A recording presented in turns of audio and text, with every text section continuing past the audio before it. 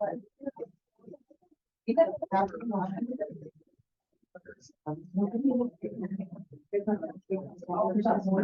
your laptop a little bit in front. Just got the agenda. And your one.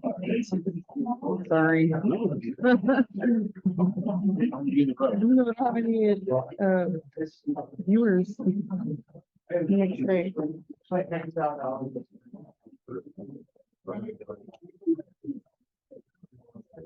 It's done.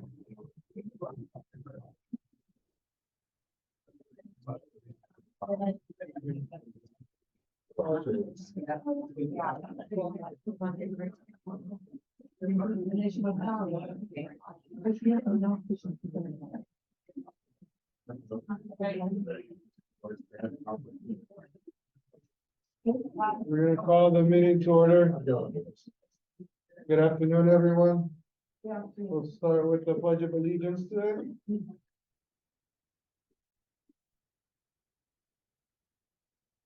I pledge allegiance To the flag of the United States.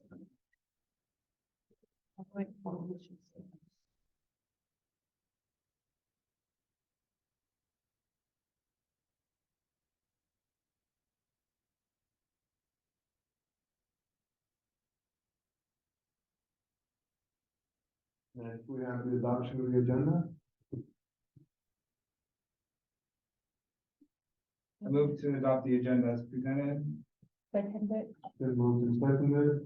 Any further discussion? All right, all those in favor say aye. Aye. Agenda has been adopted. Today we have special recognitions. 2023 retirees. Great. Thank you, Chair Velen Moreno. This is a special time of the year for certain folks. I know that there are others of us in the room who may feel a little bit envious of those of you retiring. So tonight we're going to honor, some of you are in person, and I'm actually going to start with the list of the folks who can't be here. You know, education and taking on this kind of a role is something that is a lifestyle and just a way of being. And so I know that sometimes people look forward to retirement because they're ready to do something else, and sometimes they don't quite know what they're going to do next, and that's okay too. But being in education means that you dedicate your life to the service of others, and it's really something that only people who are in education understand.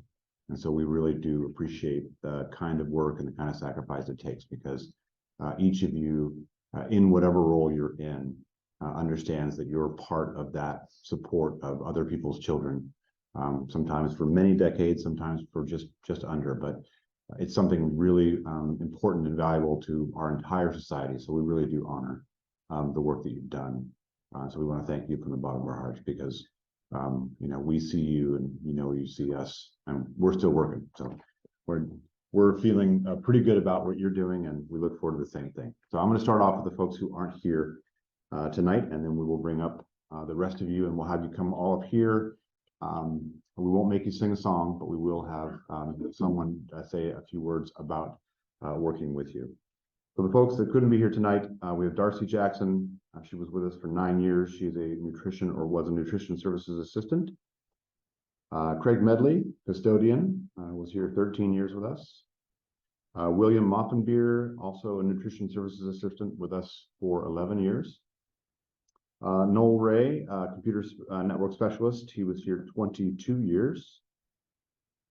Kelly Clyde as a special ed assistant. They were here 30 years.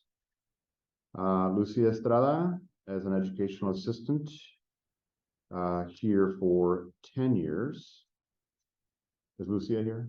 Yes. Oh, well, then you're coming up all right. So we'll get you all set up. We'll get you. Thank you for coming. We weren't sure. Okay. And then Mario Gonzalez as a custodian. Mario, you in the crowd? No, but okay. And Mario was here for 23 years in service at Woodburn.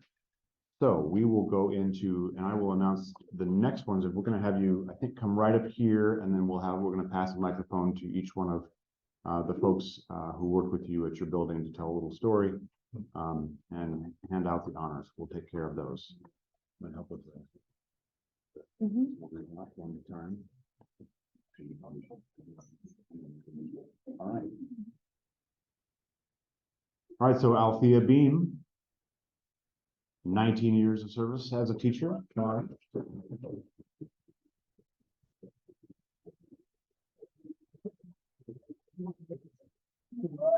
you're gonna stay up here. We're gonna tell a story about it. And then Denise Boschler, teacher, 29 years.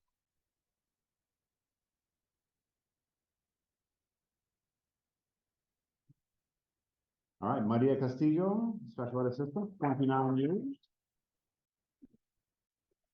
All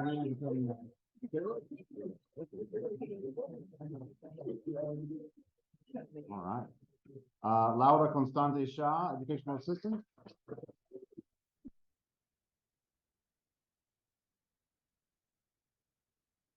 Tonight's record holder at 37 years. 37.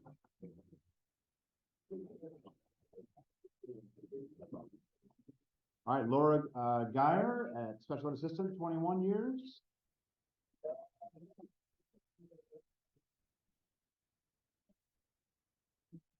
Did I get that right? Last name, yes. Oh, good. All right, good. Dave McGrath, computer technician, 9 years.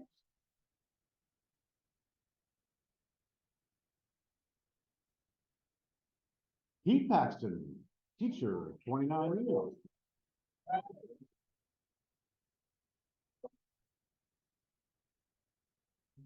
Mavjuda Ravanov, teacher, 22 years.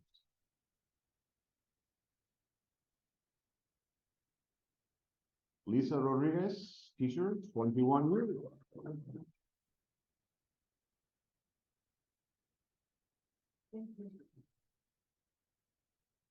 Maureen Wolpe, nutrition service lead, 29 years. And Yolanda Adriano.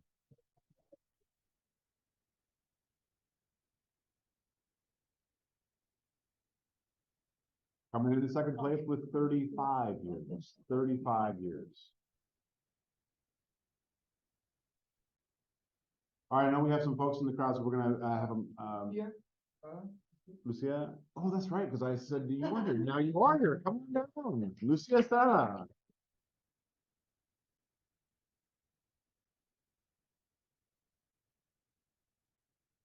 Educational assistant, 10 years.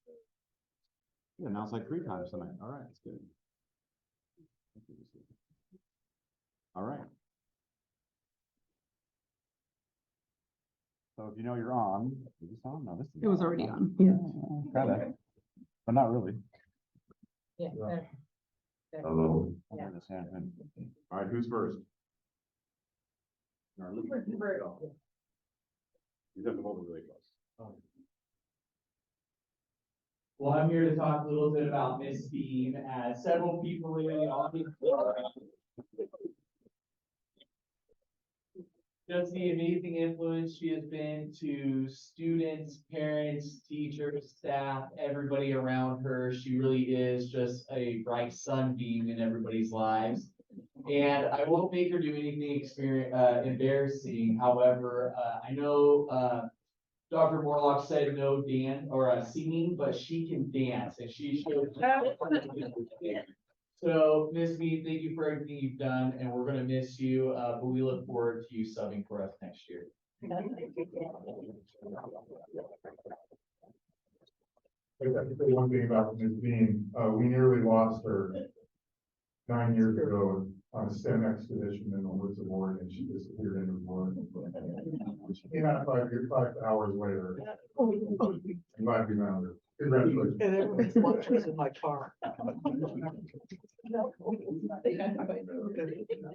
Where's Carolyn? Oh, there he is. Perfect time.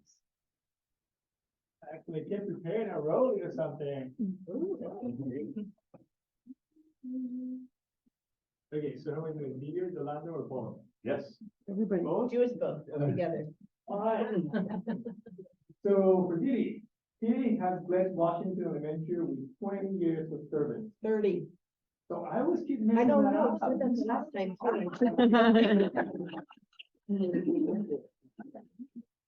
And I'm sure if I should be honored or considered to be the class principal. They're celebrating the retirement of an exceptional human being who has touched the lives of so many people in the Woodburn community. Over the years, Didi has worked with countless educators and students. She has filled the hallways with her trademark and contagious laughter. She has seen the educational pendulum go back and forth a few times. Without a doubt, she has seen many changes, survived many initiatives, survived COVID, and endure many principles, including myself. Didi is very empathetic and advocates for colleagues and students alike. She took exceptional care of those students who were the most disadvantaged. It was common to see her mentoring students who were struggling in school or had complicated lives. As a principal, losing such a passionate, experienced, and responsible educator back in the center was not easy. But thankfully, Didi kept her promise, and she has come back to visit her often. On behalf of the school, thank you for the many years of service and for giving us so much. I wish you the best in life with your husband, loved ones, and grandkids. Didi, you'll be forever my timekeeper. Thank you.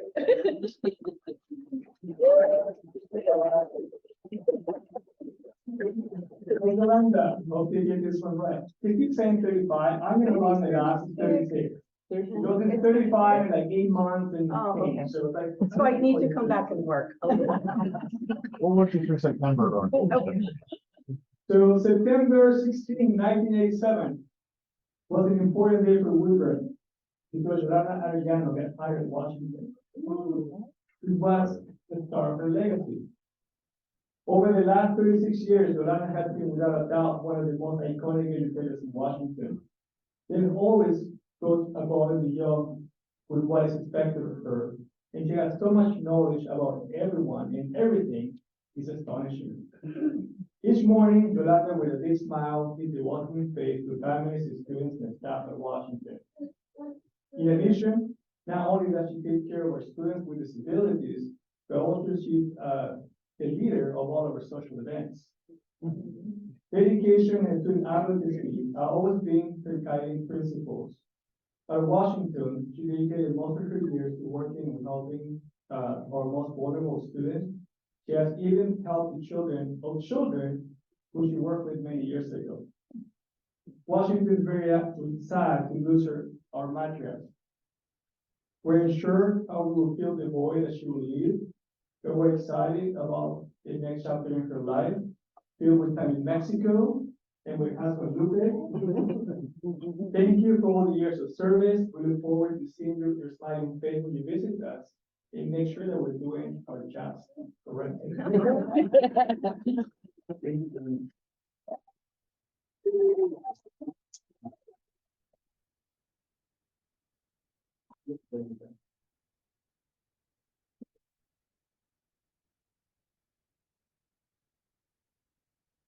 I see you right there. Here we go. That's a tough act to follow. I've worked with several people here. I'm going to start with the people that I've worked with most lately and the longest. And I'm going to start with Mom Tudor, who has been a fantastic teacher since the beginning of the rural program period in Woodburn. Mom Tudor once told me that in a previous life, in a previous existence prior to coming to the United States, she had to learn how to be tough, how to not back down, how to use her voice to advocate. And she learned that lesson really well. She is a fierce advocate, but she's an advocate for what's right. Yes, sometimes she's the one person who says something in the staff meeting that a lot of people were going to say. With all my respect, and then proceed to let us know the thing that everybody wanted to hear said. But more importantly than that, she's a fierce advocate for students. Don't let that strong voice fool you. She has a passionate heart. She is fiercely devoted to student social and emotional well-being as well as their academic success. She makes powerful connections with families. And she is a tireless advocate for the Russian program in the schools, not just in the elementary school, but all the way to the beyond. But we are going to miss everything that you do with us and for us. I look forward to you, popping back in for vacation and travel to this, to the building. And I look forward to, hearing you let me know what we think. Looking forward to it. Thank you. Thank you.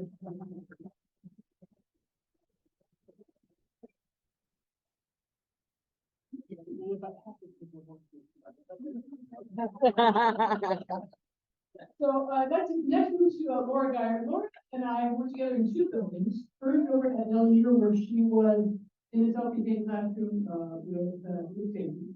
And then she came back and rejoined another self-contained classroom at Heritage. I don't know if you know what magicians the people are who work in self-contained classrooms, but Laura definitely will. This is a place where students need very special attention, very individual attention. Every child is unique. Every child needs something special. And Laura manages to bring that and bring a smile and a sense of humor every day. Laura, you have worked super hard. You have earned every minute of this retirement. And we look forward to you coming back in 7 weeks as well. Thank you so much. Thank you.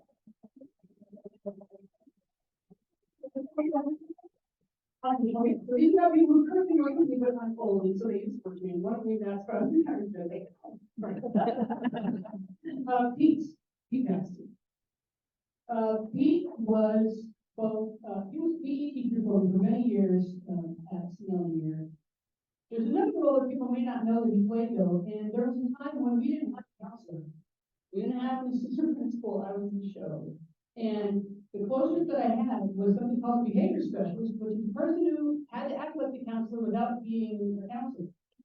So he did an amazing job of picking up and figuring out how to make that work and making it run, making sure that kids' social and emotional needs were being met, as well as helping me out with all of the 1,000 things that need to happen in the building to support students and kids when they're small, but you still need support. He and I were privileged to represent the school and the district with the Alliance for Healthy Generation. We were one of the schools picked in Oregon to represent as healthy schools nationally when we got to fly back to New York, where we got to see how big Central Park is and what they're doing. But we also got to network with teachers and administrators and other educators from around the country who are doing amazing work with health for staff and students. And it's one of the reasons that I got inspired to work on the wellness committee, which I still work on. So thank you for all those things, Pete. I know you're retired now because now you're finally has that big gym.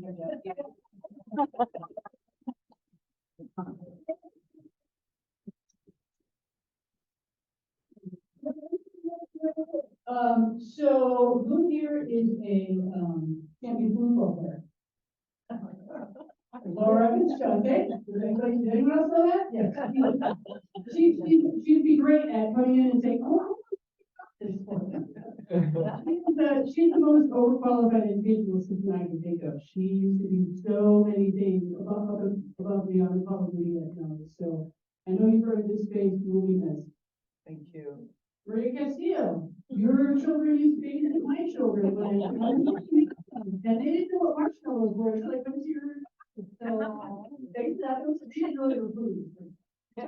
Maria Castillo has been an amazing assistant in the district. When she worked with me, she worked in special education, did a fabulous job of supporting some of our needy students. Really appreciate it. Maria, welcome. She got to work really closely with Pete, not because they had anything to do with each other, but because the cafeteria and the gym were kind of the same room. The cafeteria, we used to call it. So there was a long time when you were hoping down in Fort and having to navigate how to serve lunch in half of the room while Pete was in the other half of the room. So thank you for not killing each other. Appreciate that. Oh, we got along good. I think that's everybody. Did you see that? Thank you, guys. Thank you.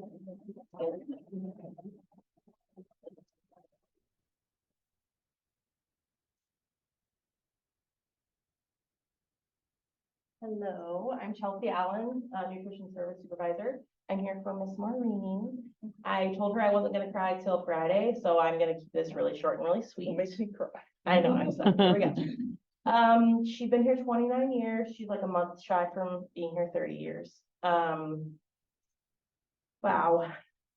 so many things to say about her, but she's the most kind, thoughtful, sweet person I've probably ever worked with. And she just dedicates herself to the students in the community and comes in with a smiling face every morning. Does follow the rules, that's really important. And she's just here for the students. I'm so happy to be your supervisor, I believe.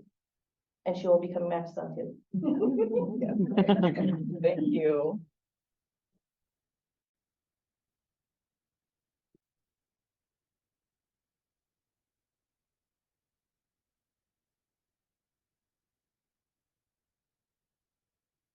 I get to speak about a couple of people up here, and I first want to start with Lisa Rodriguez.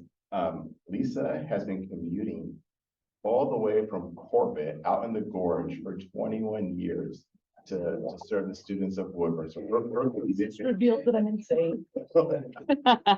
her commitment to Woodburn for all of those many years has been just phenomenal.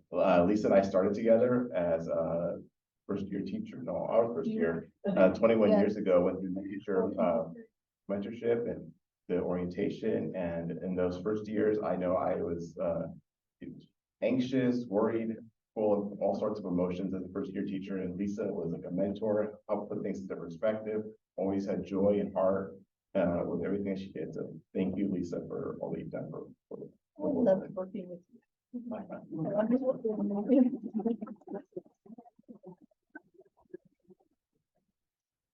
And I also want to recognize Lucia Estrada, who's here. Unfortunately, didn't have the opportunity to work directly with Lucia, but I had two boys who did, two boys who attended Lincoln Elementary School, and I want to thank Lucia for always welcoming them, creating a safe learning experience for all the students, my boys included. So thank you for all your service.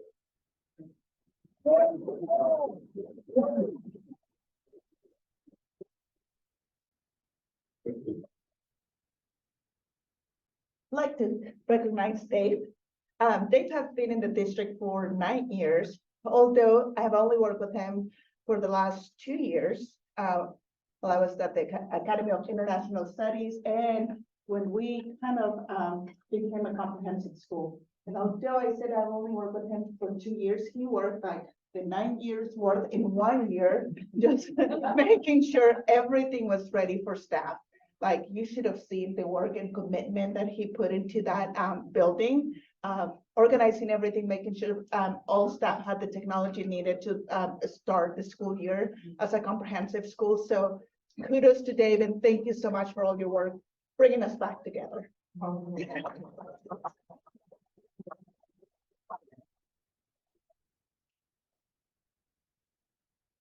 Did we get you all?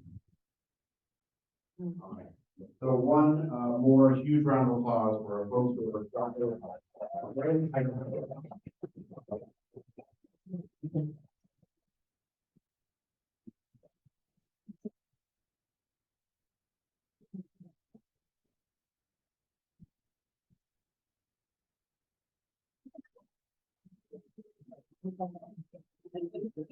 Thank you all so much. Can we get a group picture real quick? Oh, yes, group photo. With the board. Board there. Right there. Oh, right here. Maybe just kind of in the corner. Okay. You guys can switch in. Like, I'm sure. No, right.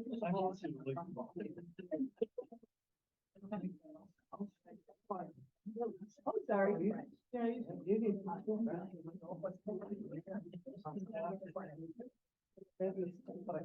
want to. I'm fucking blocking people here. Which one? I can go to the back. I'll go to the back. Can you go in the back? You're taller than me. Thank you. Tell me where.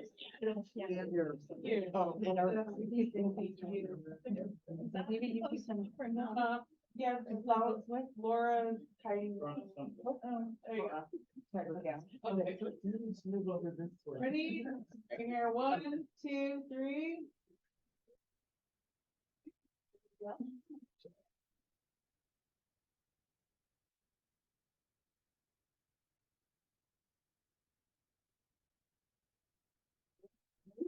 you.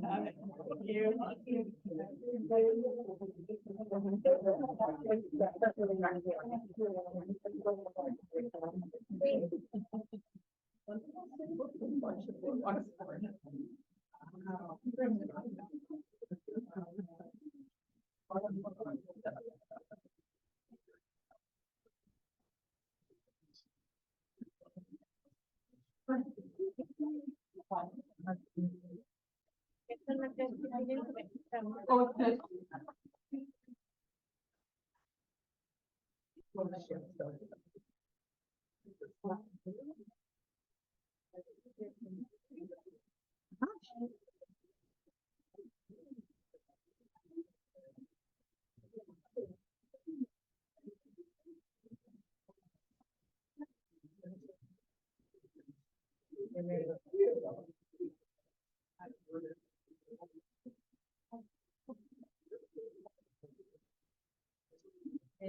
Retirement.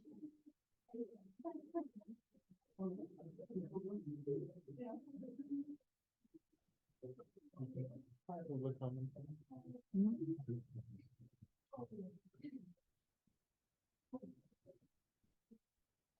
just say they're welcome to stay, but. Please, before you say anything. It was not seeing again. I don't think we have a public comment today, so we can move on to the work session. And, for our work session today, we have a report on the Woodburn School District Grow Your Own program.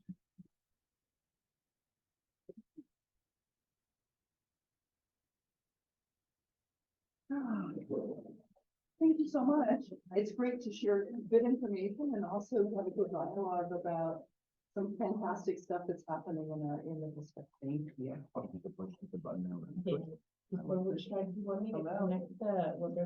it's okay. So thank you very much. You hear me? All right. Yeah, it's not too bad. First of all, we'd like to introduce our team. My name is Karen Pugsley, and I'm the Grow Your Own mentor for the district. And next to me is Rosa Nash, high school principal. Kevin Carr from Pacific University. So this represents a partnership, one of many partnerships that we're working on in our Grow Your Own program. And tonight, we're going to basically give you an overview.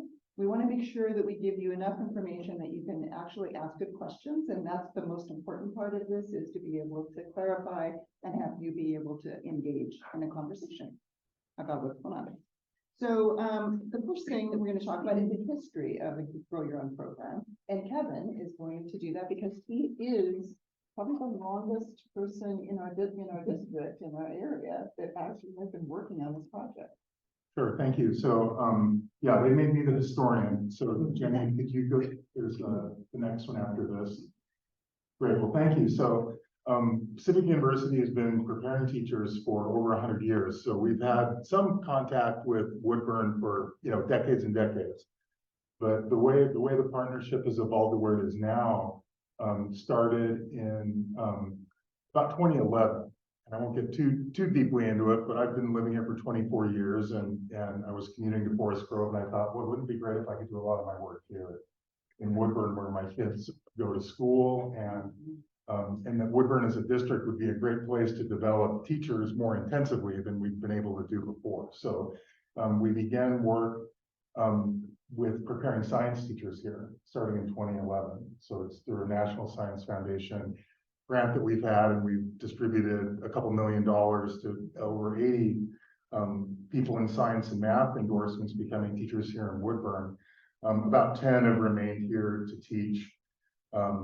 They've come from around the nation, so it wasn't designed for them to stay, but some actually did. During that time, we actually initiated the Pacific University Woodburn campus here, which is a classroom and an office space in downtown, which we're actually in the process of shifting over to the Chemeketa Center. So if you're used to driving by the Pacific sign and you'll wonder, well, how come that sign's gone? We're actually taking up residence alongside Chemeketa in the building across the street. They've been our partners during that time. But not long after we started the work there in earnest, we became part of a project called Teach Oregon, which was a project of a group that is still, I think, known as the Chalkboard Project. The Chalkboard Project still exists, but it's a funding mechanism for a group of philanthropists in the state. So like Meyer Memorial Trust is part of Chalkboard Project. And Teach Oregon was their initiative to try to influence and reinvent teacher preparation. And so we became part of a team. I think we called ourselves the PAC-7 team or something like that. So it was Woodburn School District, Newburgh, Tillamook, and Sherwood were the districts involved. And then Pacific University and George Fox were universities involved. And Chemeketa Community College was a community college partner that we had. And we all worked together on what wasn't called Grow Your Own programs at the time, but it was essentially a Grow Your Own initiative that evolved out of that. A couple neat things that happened there was through Teach Oregon funding, we were able to hire our community networker on the Woodburn campus, who was Noemi. And so Noemi was with us for how long? 5 years or so? 5 or 6 years? 7 or 8, maybe even more, quite a while. And, you know, which is, these kinds of fundings are so important because, you know, as a university, it's kind of like, well, to get staff and support, you need students. But to have students, you got to have staff and support. And so these outside agencies are really important in getting things started. And during that time, Laura was also part of these conversations around being a campus. Do you remember those? I remember the advice you gave a lot at that time. So so we had that initiative going on, and around that time we started our second program, which is our Bachelor of Education transfer partnership with Chemeketa Community College. And again, this was a Grow Your Own program before we really used those words, but we used to call it community-based teacher preparation. And the purpose of that and being here at all was to help Woodburn District and community grow its own teachers. Have people who are Woodburn grads invested in the community be able to become teachers more easily than had previously been the case. And so we just graduated a class, and among that class was our 80th BED graduate, over 30 of whom have ended up working in the district. By far leading the state in the percentage of bilingual students as a percentage of the total that we put out. It's over 90% bilingual students. Casey reminded me, Casey Woolley, who was HR director at the time, reminded me that during this time we led the state in minority hiring. So we went from having some efforts going on to having a real focused effort that was sustained. And that program also leads in having transfer students be able to complete their bachelor's in 2 years. So it's a program, and it's becoming a more mature program now, but we're proud of what we're doing. And so that leads us to where we are now. You know, as we led this work in Woodburn, we were part of us and a few other things that the state started to recognize in this Grow Your Own area, and the state started to provide funding for Grow Your Own programs. And these really kicked in 2 or 3 years ago. So there's been rounds of, you know, we call it GYO funding that's come out from the state of Oregon.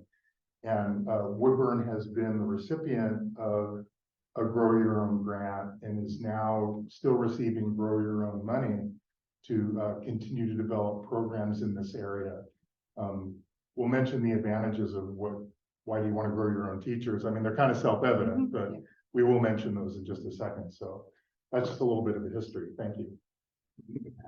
And just to clarify also, Kevin, I now realize I've known you since 2013 because I was on the Teach Oregon project in Newburgh at the same time. And so we've spent a lot of time in the same room working out some of the kinks of multiple programs. Very specifically, I remember Woodburn was really leading the way in especially the recruitment of local educators within the community and supporting them to make sure that they would, first of all, have opportunities in education, but then also be able to be hired in Woodburn District.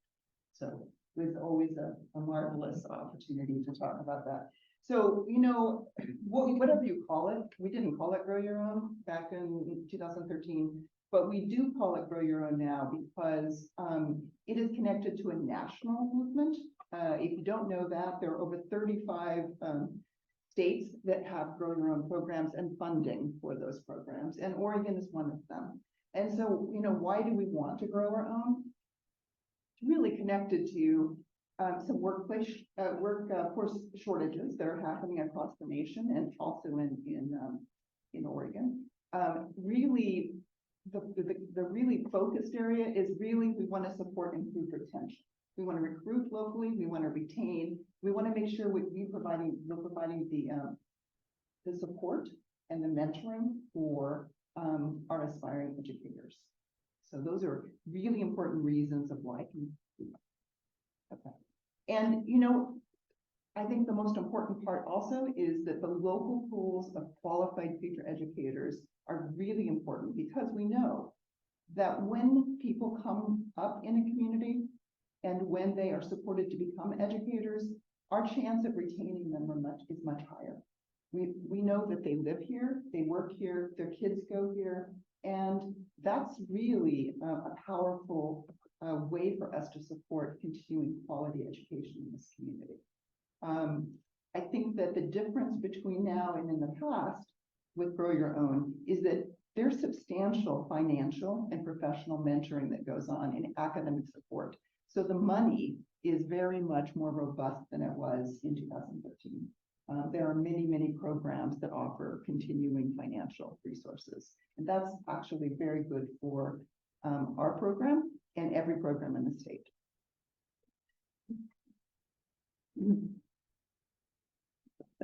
Okay. Why now and why Woodburn? 69% of our students are identified as ever English, ELL. 28% of our licensed staff are bilingual educators.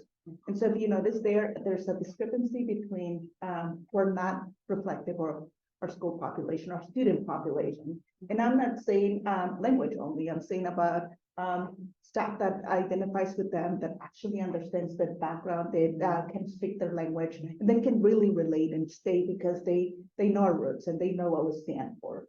Not only about teaching the content, but understanding how to teach it because of our demographics and our circumstances, right? So it's really, it's different just to know the language, and something else is completely different to be able to teach the content. And so having to address the needs that we have right now in the classroom, we want to expand our opportunities that we're offering right now in the dual language program for our students, and that means we need to prepare more of our teachers.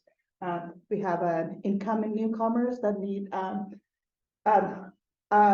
big variety, is that the word? Yeah, of classes that we can offer just to serve them in a more relevant way. And that means adapting a lot of instruction and also knowing a lot of the language in order to deliver the content. So it's a high need that we have right now. We have teachers teaching some classes right now that are not necessarily qualified, or their expertise is not such that they can do successfully, to say, or students are not getting the best out of the education because of that. So it's a big problem that we have right now in our school, and so this is an excellent pathway to address it. So yeah, thank you. Yeah, and I think you covered that. So yep. Let's continue.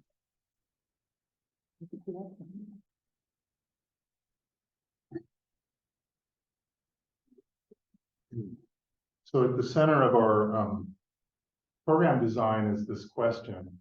We want to attract, grow, and retain bilingual staff.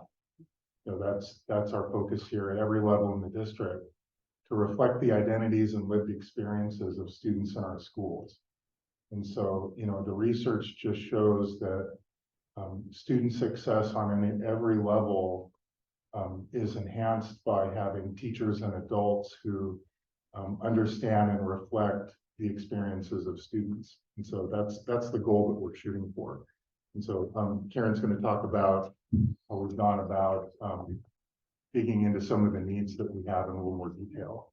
I think it's really important that we pay attention to the people who are in our district right now and are actually experiencing this on a daily basis. And so that the data collection, the design to answer that question was connected to two different pieces. One were empathy interviews, and in an empathy interview, you sit down on a one-on-one, and you ask maybe 3 questions, and you're able to, and you're able to get deeper into the experiences of the people that you're talking to, but also get really good information about what were some struggles that you experienced in this district as you became an educator, and what are some things that help support you. Because when we know those things, we're able to design a system or a program to address it before we actually start to build it, right? We know exactly, at least for us anyway, those empathy interviews were really powerful. I think probably about 10 empathy interviews with every stakeholder group. That includes high school students, that includes classified staff members, licensed staff members, administrators, in order to get a better idea about the educational obstacles that are already occurring in this district or the opportunities that are in this district. In addition, I designed a classified staff survey, and that went out to our entire classified staff, where we asked them to identify what are some of the barriers, what are some of the supports, what are you interested in? Are you interested in the teaching profession, and why? And we learned some really important things. Number one, in both of those empathy interviews and the staff survey, we learned that financial resources was the #1 concern, the #1 obstacle, the barrier, because it's very expensive to go and get a college degree, especially when you're a working adult who may not have an educational background. You're going to have to do a lot of work and a lot of money to do that. Also, knowledge about educational options. They might, the folks I talked to, they wanted to learn more, but didn't know where to start. Did not know who to talk to, didn't know what questions to ask, and many times felt completely overwhelmed with the different kinds of educational pathways that are available. There are lots available, but unless you know how to navigate it, it's very difficult sometimes to get to the end of that pathway. And work schedules are if you're working full-time as a classified staff member, as an EA, or a secretary, there were actually several secretaries that are very interested in this. I learned a lot about different work areas and what are the work schedules that are the problems, right? And I think one of the things that we really focused in on is how do we address those barriers so that we can open the door, and not just with money, but open the door for folks to be able to accomplish what they want to accomplish and to grow excellent teachers in this district with classified staff members and students who are already here. This is a lot of words. I'm gonna with the design of a project plan, many times the words that you use are important because we're gonna come back to this over and over again. We know that there are educational and work pathways. That means basically ways for people to get jobs, ways for people to get education that require our aspiring bilingual educators to really not navigate complex systems. Right? You've got the work system where you work. You have educational pathways where you're trying to get your education. And those things don't talk together very well sometimes. And many times people on either side of that aren't being nefarious or not necessarily wanting it to be a barrier. They just don't know it's a barrier because we don't ask the questions many times. So really, what came up over and over and over again is there needs to be support and guidance and financial resources. Those 3 are very important. It's not just one. One of it alone isn't you can give money, but if you don't have the support and guidance, and the navigation might not occur. You can actually do the navigation. If you don't have the money, it might not occur. Next slide.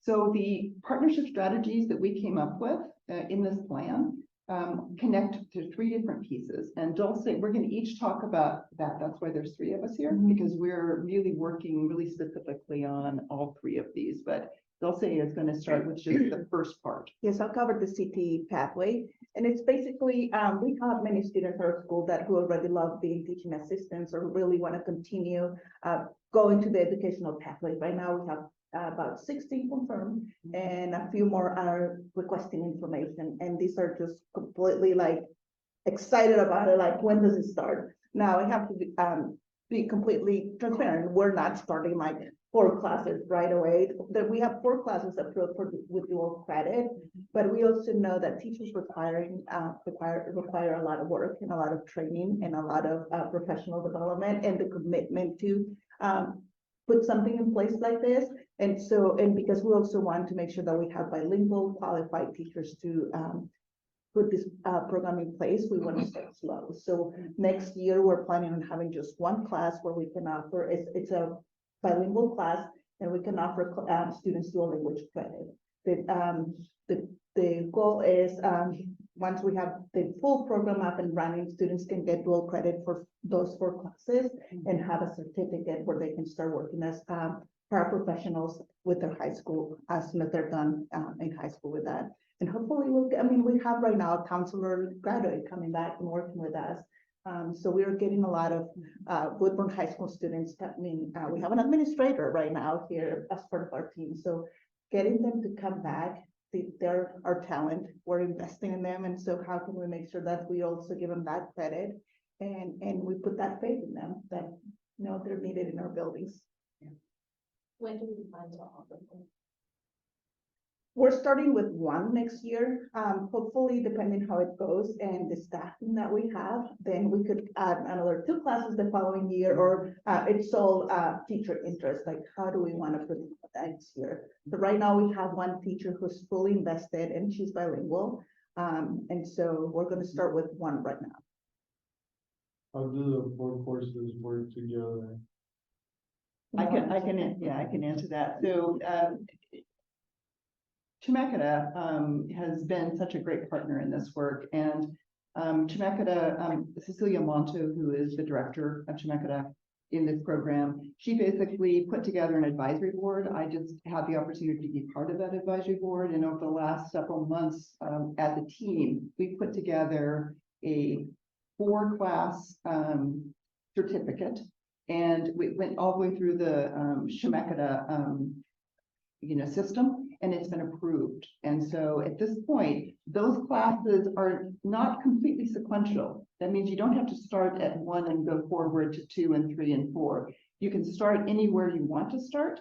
It might be, for example, that you know you want to start with writing because that's your strength, and there's a writing class that's required for this program. There's a math class that's required for this program, just like every class at Chemeketa.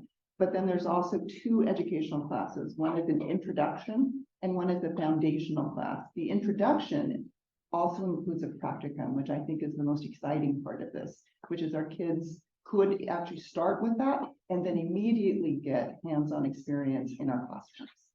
And can I add something real quick? When I say about teacher buy-in, it's because teachers have to be committed. They also have to get their CT license in order to teach these classes. So it's not like just anyone can teach it. We have to also prepare those teachers. Like I was saying, we need to make sure that we have quality educators developing this delivering this instruction. So and for that we require also that commitment. So they do have to get their CT license. It's a process for them as well. With that, we've also, the same advisory board, we put together a slate of classes that would help our educators in our local districts get their CT licensure in a more streamlined way. So that at this point now, we have 2 things together that are working together, the CTE classes for the kids, but also the certification classes at Chemeketa, and those are also offered. Certification process. It's, I think, 4 classes. Again, it depends upon how quickly you want to take it. If you want to take 3 classes in a term, you could do that, or you could take as long as you need to become certified. You can still teach a CTE class, but it just means that you don't have a license for it, which means we'd have to offer you an emergency license. And is that something the district pays for versus? For the CTE classes, at this point, I think there is funding in our Grow Your Own. I know there's tuition funding in our program, and that isn't, it's not just limited to classified staff, it's any staff member who wants to be part of the program. How are current teachers being incentivized to become CTE educators? It's a good question. Right now, I have a passionate teacher who just wants to make sure that our students received dual language instruction and quality indicators, and she's like, just reaching out to them, and they're not asking for anything, they just want to see our students coming back and make sure that they have options as well. Because sometimes for many of them, they don't want to go into different pathways, and they want to start soon enough. And so for her, it's just a rich, how do I engage students and how do we start early enough? And so right now, they're not getting any additional compensation. That doesn't mean they won't. It just means at this point, we're growing a program for CTE, for educational pathway. So over time, those kinds of growth, especially if we have the numbers and we have the people who are interested, my experience, just by looking at this district, there is a really strong pattern of supporting teachers who want to expand and learn with stipends and with all kinds of incentives.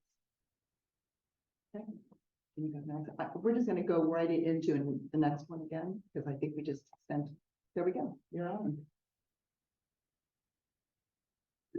All right, so it's exciting that we have ways for high school students to get involved. This is something we've been working on for a while, and frankly, there was somewhat of a barrier there, and that is now that we're a comprehensive school is actually making it a little bit easier, and so that's a really exciting development.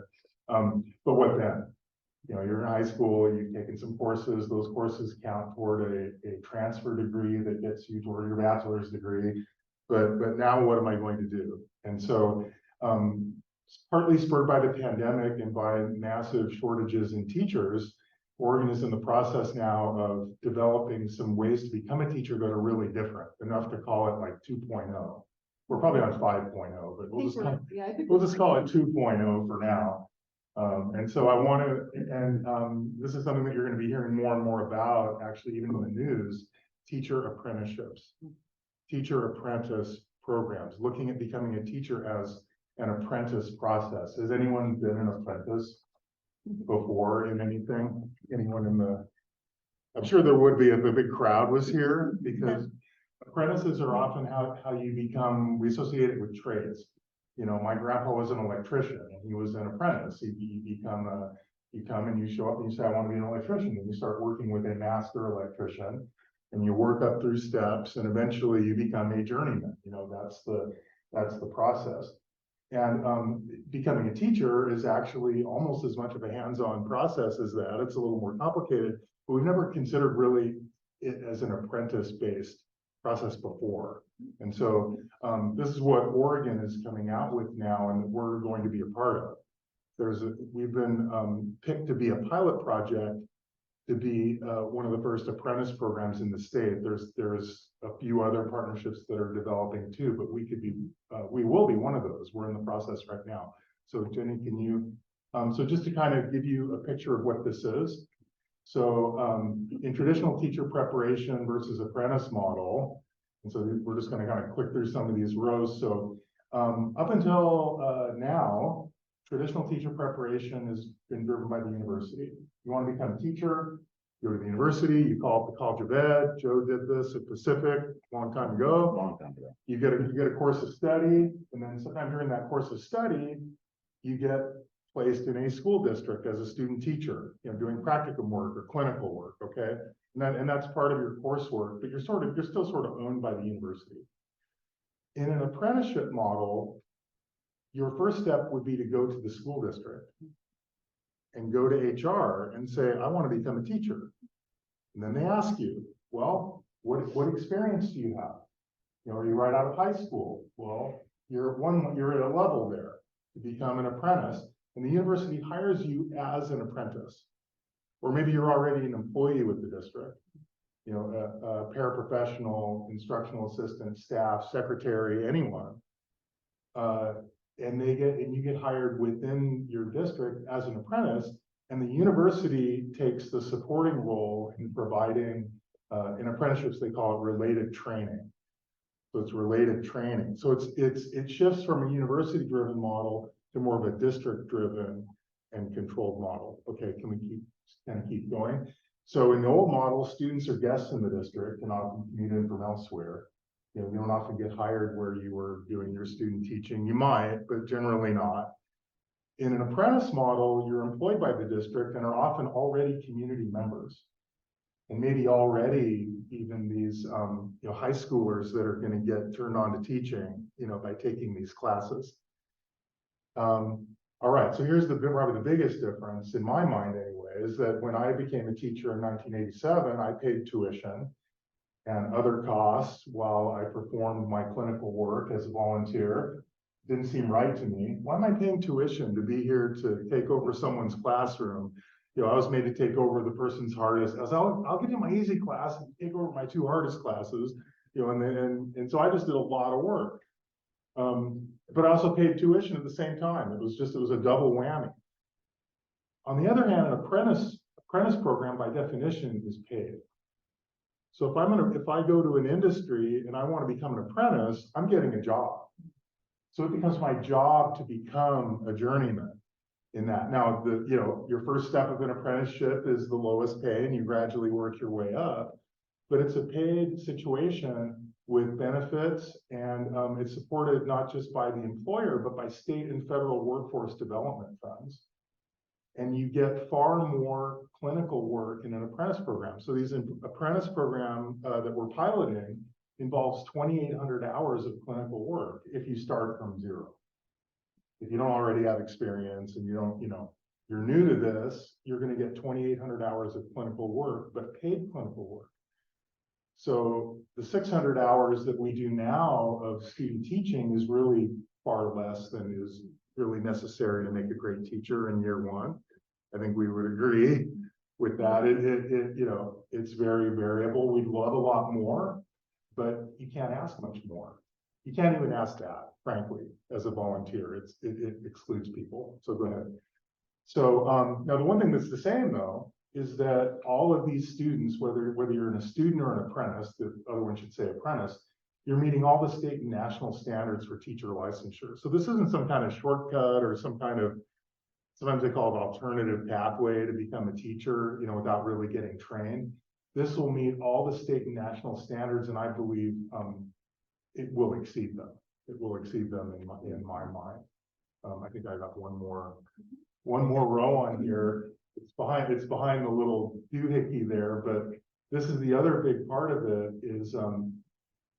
is that in the traditional model, what we've found over time and even more and more the last 5 to 10 years is that access is really limited to those traditional pathways to students who can afford that kind of individual investment of time, money, and resources. So what we get more of is, upper middle class students who are straight out of an undergrad, don't have a family yet, and can just kind of take out more loans or do whatever it takes to do this sort of work to become a teacher.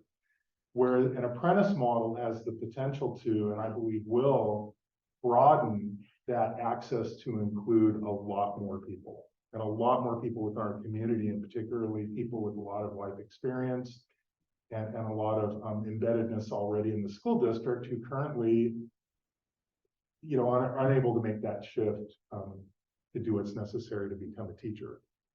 So I got one more slide. And so what's happening right now, if you go to the amount of rows, but I'm on the next slide, there we go. And so we have this pilot program. So TSPC and Oregon Bureau of Labor and Industry has been working on this. We're actually trying to jump on a national movement around this. This started in the state of Tennessee really heavily about 1.5 years ago. Everyone's doing it now. We're, as a way to solve a lot of these workforce problems. Again, this was happening, but it was really catalyzed by the pandemic. Okay, and next bullet, please. And so Woodburn School District in this pilot program is considered the employer, obviously, and Chemeketa and Pacific are called related training providers. Now this really sticks in the craw You know, I'm a college professor, I'm not a related training provider, but this is language that's used in a mentorship. So, you know, what we're forming is something called a JATC, Joint Apprenticeship Training Committee. And so what this ultimately means for bilingual teacher candidates is ultimately a free pathway to teacher licensure. And it's not just the finances, but it's the time, it's the timing, it's the working with your job and keeping that job. And actually, if this becomes a registered with the US Department of Labor apprenticeship program, they actually provide childcare. If you want to become a plumber, you know, they will pay your transportation, they'll buy your tools. There's a lot of services that come in. I've come to realize that these barriers aren't just financial, they're, you know, I'm contributing a lot more to my family and my community that I have to kind of work around if I'm going to do this. But the Department of Labor is really interested in making that happen. So it opens up a whole range of resources for people becoming teachers. So, you know, the next steps on this right now is on Thursday, I'm meeting with there's 3 other ones in the state that are working on this with BOLI to get their paperwork together so it can get approved as a registered apprenticeship.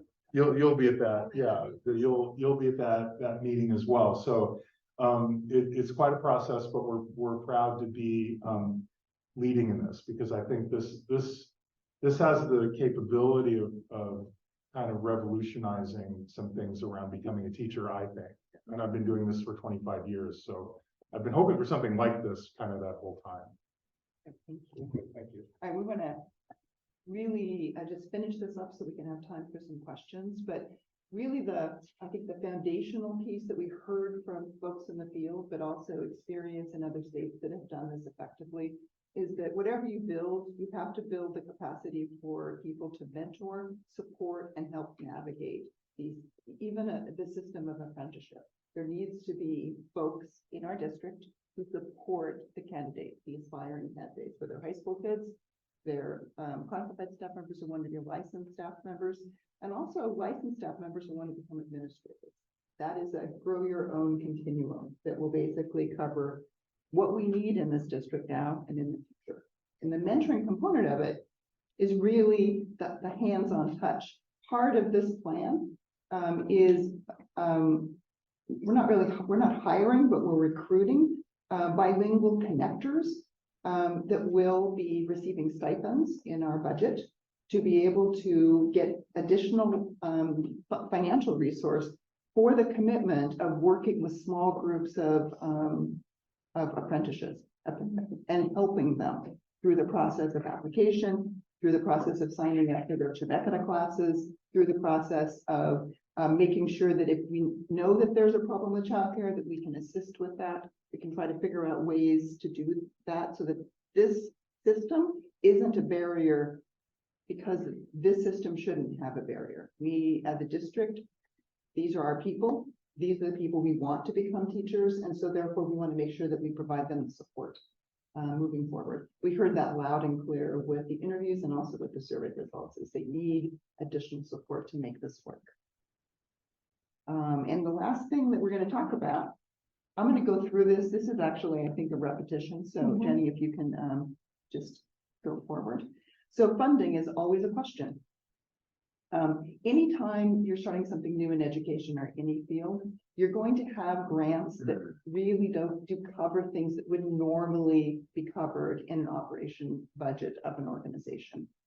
And in this situation, we have received a Grow Your Own Bilingual Teacher Pathway Grant. And I believe that you approved it at the last meeting that we had.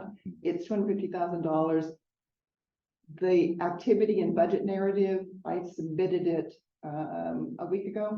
I've already had communication with the grant officer at the Oregon Department of Education. I don't see any issues whatsoever. There's nothing right now that's holding that up. So our assumption, not assumption, we believe that we're going to go forward with it, and that will pay for cohort 1. That means the first group of apprentices, the first group of students and teachers who are actually being part of this process. It pays for the bilingual connectors. in the stipends. And we've worked with HR to make sure that all of that is in the stipend system. So it's there now, so that we can actually access that because the funding is tied to that. So all of this funding will go directly to students. It will go directly to not just students, it'll go directly to staff members as well. So staff members, like for example, the connectors, absolutely. So tell me more about the.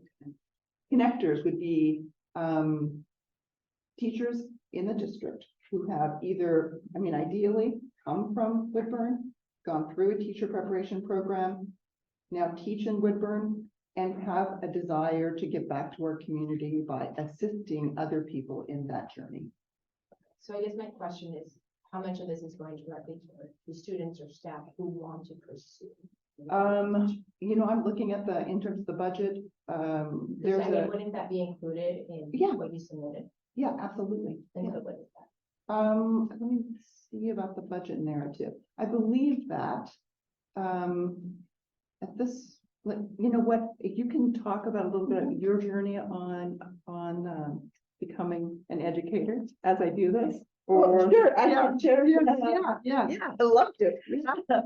Let me find it. I can share a little bit about my experience. I went through the bilingual teaching program at PSU, and so it was thanks to the flexibility that I have with that program that I am sitting here today. I was working as a secretary, and all my classes were at night. So right after my secretary shift, I would go and I just have night classes. By not having the flexibility that I had during my admin program, that means a lot of time sacrifice, you know, for my family. But then one day I'm like teaching, and my administrator came in and he says, "Have you heard about this program?" And so it was about the chalkboard program. And so I did I completed my administrator license through that program. And what it was really helpful that I had that part-time release.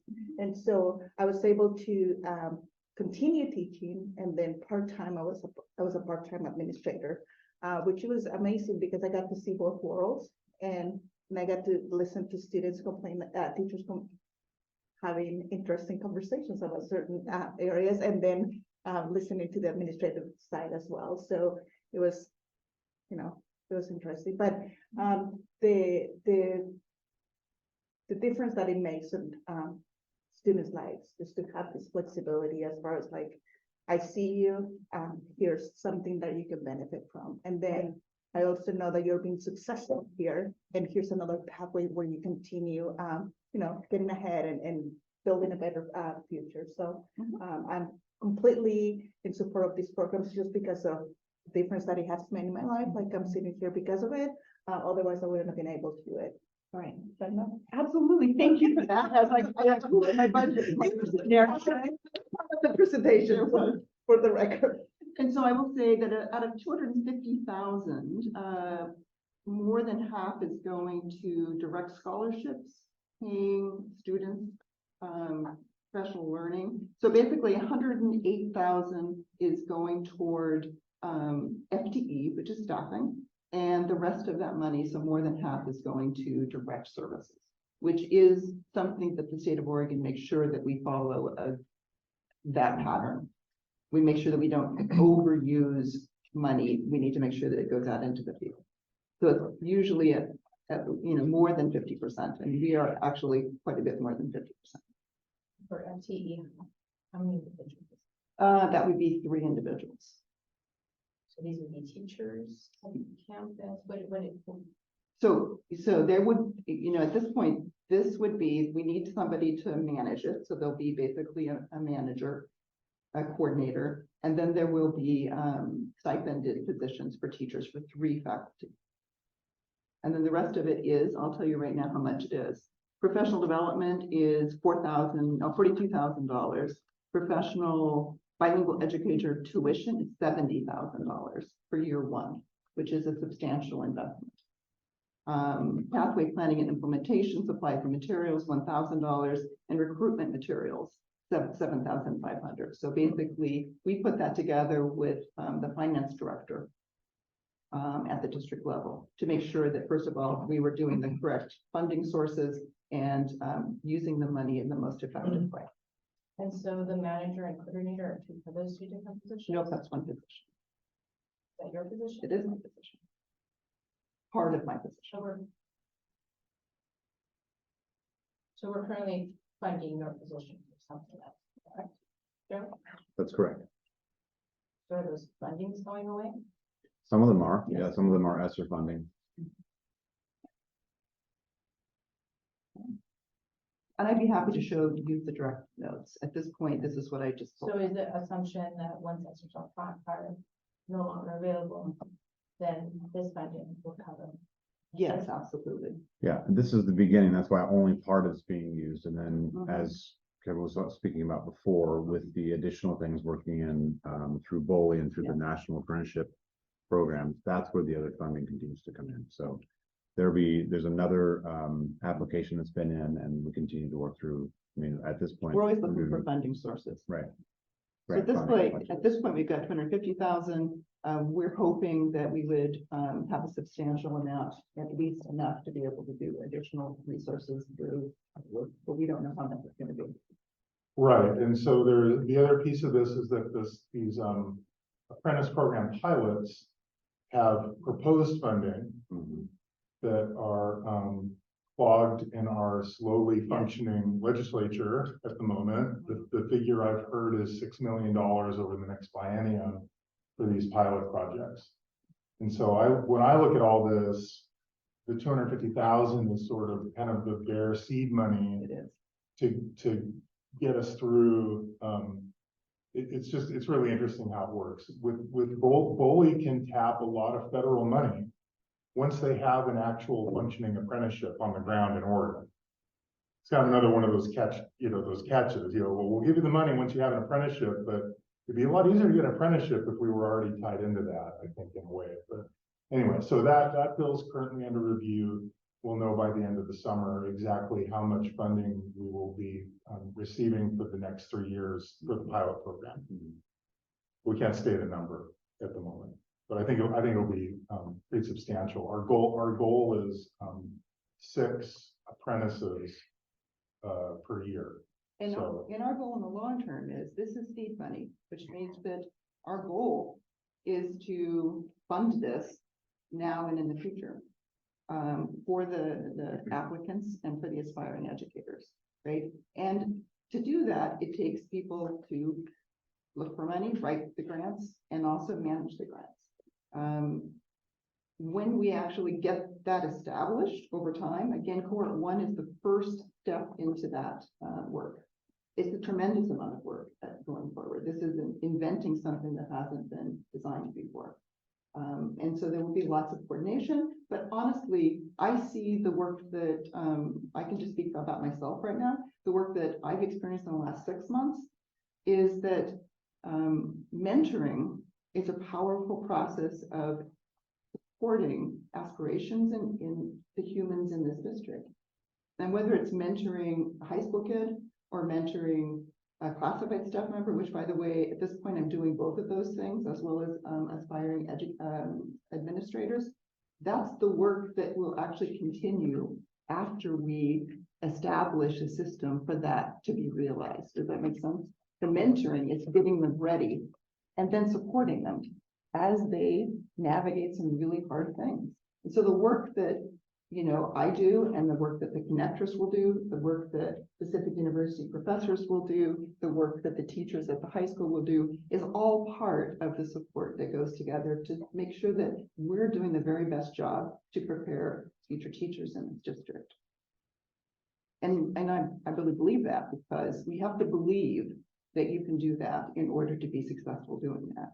You've got to believe that you can overcome the obstacles, but you also have to believe that there are people in the community, in this district, who are committed to your success.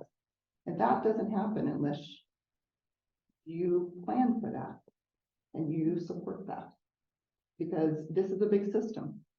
Yeah, this is really flipping the teacher education program on its head. And Kevin, you spoke earlier about it, which I really appreciated, because it is very difficult to either quit your job or work all nights just to go to school, and then you can work for free in a classroom and then go off and do it. As you'll see tonight, we have an agenda item later on with the personnel changes. We're always hiring people, so we have opportunities to bring people in. So the apprenticeship thing is not an additional burden. It's that we're targeting now to figure out how to grow more people into the program. And so we're always going to have a position that we're able to hire someone that people can work and then go to school and work toward this other thing. So this is really about, it's about looking at it differently rather than getting you all ready and then launching you into a classroom. Instead, that we're going to try you out for a long time and see how you do. And you might discover you just don't like doing this job. Or you might be here for, like sometimes people tonight, 35, 37 years. And so it just depends on. But this change to a apprenticeship model is, will allow far more access to more people to get into the profession, to try this, and also to earn these other kinds of wages and to be able to work, feed a family, and also go to school and work on these things. So it's a pretty significant change. And it's really exciting that we're on the front of this, that we're doing it, we're starting it with getting people excited at high school. So we're doing multiple things in parallel, that we're continuing with a partner that we've had for a long time, and that we have a community college as part of that. It's really, it takes a lot of operational stuff to get those things And I together. think here's a good perspective of that, because you've gone through multiple grants, right? In terms of just the fact that it's like an entrepreneurial opportunity. You get seed money, and then you build it. You build capacity for it. And then you basically put it into your institution with resources over time. But at the beginning, you need to have hands-on support. Something else to consider is like right now, like our current situation, we have had instructional assistants covering classrooms. Yeah. Why not prepare our own staff, like our own teachers, assistants to that way we know that when they're covering the classrooms, they're being compensated and we're preparing them for it, instead of just pulling assistants and then having to cover minutes somewhere else because of their special education services that are not being provided. So it's just having a plan that serves that. Yeah, in a so more so intentional it's way. good news. This is good news. We're very excited. Okay, Answers part of it. okay. My question was about mentoring and providing support, and that is huge because I kind of did that for Pacific. And so I'm just kind of, and you mentioned that that's your role. So I find it hard to believe that. So a lot of our students need somebody like who look like them, who have lived their experience, who grew up in poverty, who are the first in their families to go to college, who have struggled, not just can see it from the outside, but have lived it. And so I think my role, for example, at Pacific and how it worked for me and students was that I could relate to. So I find it really hard when I hear you say that students need the mentorship and the support, but it's not coming from somebody who looks like them, who has lived their experience. Absolutely. I would say that my approach to this is to make sure that they do have access to someone who has their experience by connecting, right? So that's why the connectors are in the budget. So basically, I'm completely aware that I do not have the same lived experience. I am, however, an ally, and I am able to navigate complex systems and to assist our navigators and our connectors to be able to do really excellent work and to cover more than we are right now. People are falling through the cracks because we don't have that coordination. And what I see us doing is we're gonna go back and recruit Bobby and a couple other people, and they'll be the real, doing the real work. And they'll be the connectors, and then we'll be supporting them. You know, one of the things that's in that needs assessment that Karen did was, people's stories often involved a person. You know, well, how did you get that person? I don't know. I was going out for dinner and I met someone and they just started helping, you know, through the process. And having these connectors and having a number of them in this mix we're trying to make it more possible for people to run into a real authentic mentor, like you're saying. You know, I don't want to mentor anyone, not that closely, but I might be able to support and help a group of bilingual connectors who've walked that journey, be able to do that. And At least that's the idea behind it. I think my hope would be that we're designing this program for whoever is running it. Like, she might decide to leave next year, but then we have something in place for whoever takes over. And it might be someone like me or someone else, like, but at least we're not designing this program based on the people we have right now in our current positions, but what is it gonna serve our students long-term? And then we can build based on those needs. Coordination isn't always necessary. At the beginning of a project, it is helping with that. In terms of mentoring, it's also mentoring the mentors and getting the access that they need and the professional learning. The grant has a substantial amount of money for professional learning for our folks in the field to be able to support the aspiring educators. So did that help answer your question? Yes, so, yes, that does make sense. Mhm. So in hearing it. So I guess I'm just kind of thinking of our budget for next year and the year after that, just not knowing what it looks like. Sure. And how much would be coming from the school district directly Mhm. to pay for whatever services this is. So it sounds like this would be more of a coordinator position than maybe admin. At this point, whatever the title is, it's the work. So, I'm not playing games with that. It's like whatever needs to be done, needs to be done. And that's the commitment level, which is if it's coordinating meetings so that we can get additional funds, I'll do that, right? If it's supporting mentors to become effective mentors in the field, by doing professional learning, that's what I'd be working on. It's whatever the gaps are. And also in terms of the financial reporting that needs to occur, as well as additional grants. One thing about grant money, it doesn't last forever. And so you have to constantly be in a cycle of looking for that funding in order for us to make sure we have the capacity as we go forward to have the support necessary to grow it to the place where it's not going to go away. I think that that's a critical piece. In my own experience with grants, and I had a grant that I wrote and I worked on for 5 years, actually. By the time 5 years was over, we had gone through 3 different grant cycles and we were ready, right? In that situation, that was my experience as being a grant writer, but also a grant coordinator, and also being in the field assisting at the same time. So when this ESSER funds goes away, what is it just looking at? I'm not sure. At this point, our plan is that the apprenticeship funding from Bowling is going to help substantially going forward. The classes from Chemeketa, I believe, will continue to be free if they get the next round of the GYO grants from the state of Oregon. Right, but my question is, whatever ESSER is covering now, it's going to go in. Yeah, it's going to go. And so what is that? Like, what do you mean? I don't know. We can send that to you in an email. Yeah. I have no idea what I don't the know. actual amount is. I think that's, when we're looking at these things, that's why we're trying to get these kind of grants underway to get Yeah. going. And then as the district makes their plan next year in the budget process, and you can determine the importance of a program like this or not. And then that would be one of the prioritizations that you would decide to make. And hopefully we would. But this covers any investment the district would make. Correct. Yes, it covers In terms of everything. the present. Just the initial one does Yeah. already, and then, from there, then you go. My question, really excited on the federal side for the workforce dollars. I don't know if it's WIOA dollars or the different type of workforce dollars. It's through, Willamette. Like, there's a workforce group that works in our region. We've already met with them. And they're sort of like, they're a neutral broker of a lot of these services and things. Once we're a registered, a true registered apprenticeship, then all those things become available. Okay. So A lot of the apprenticeship. dollars that come from federal government are WIOA funds, Workforce Innovation Opportunity Act or grant, something like that. And so they'll fund a lot of the workforce stuff.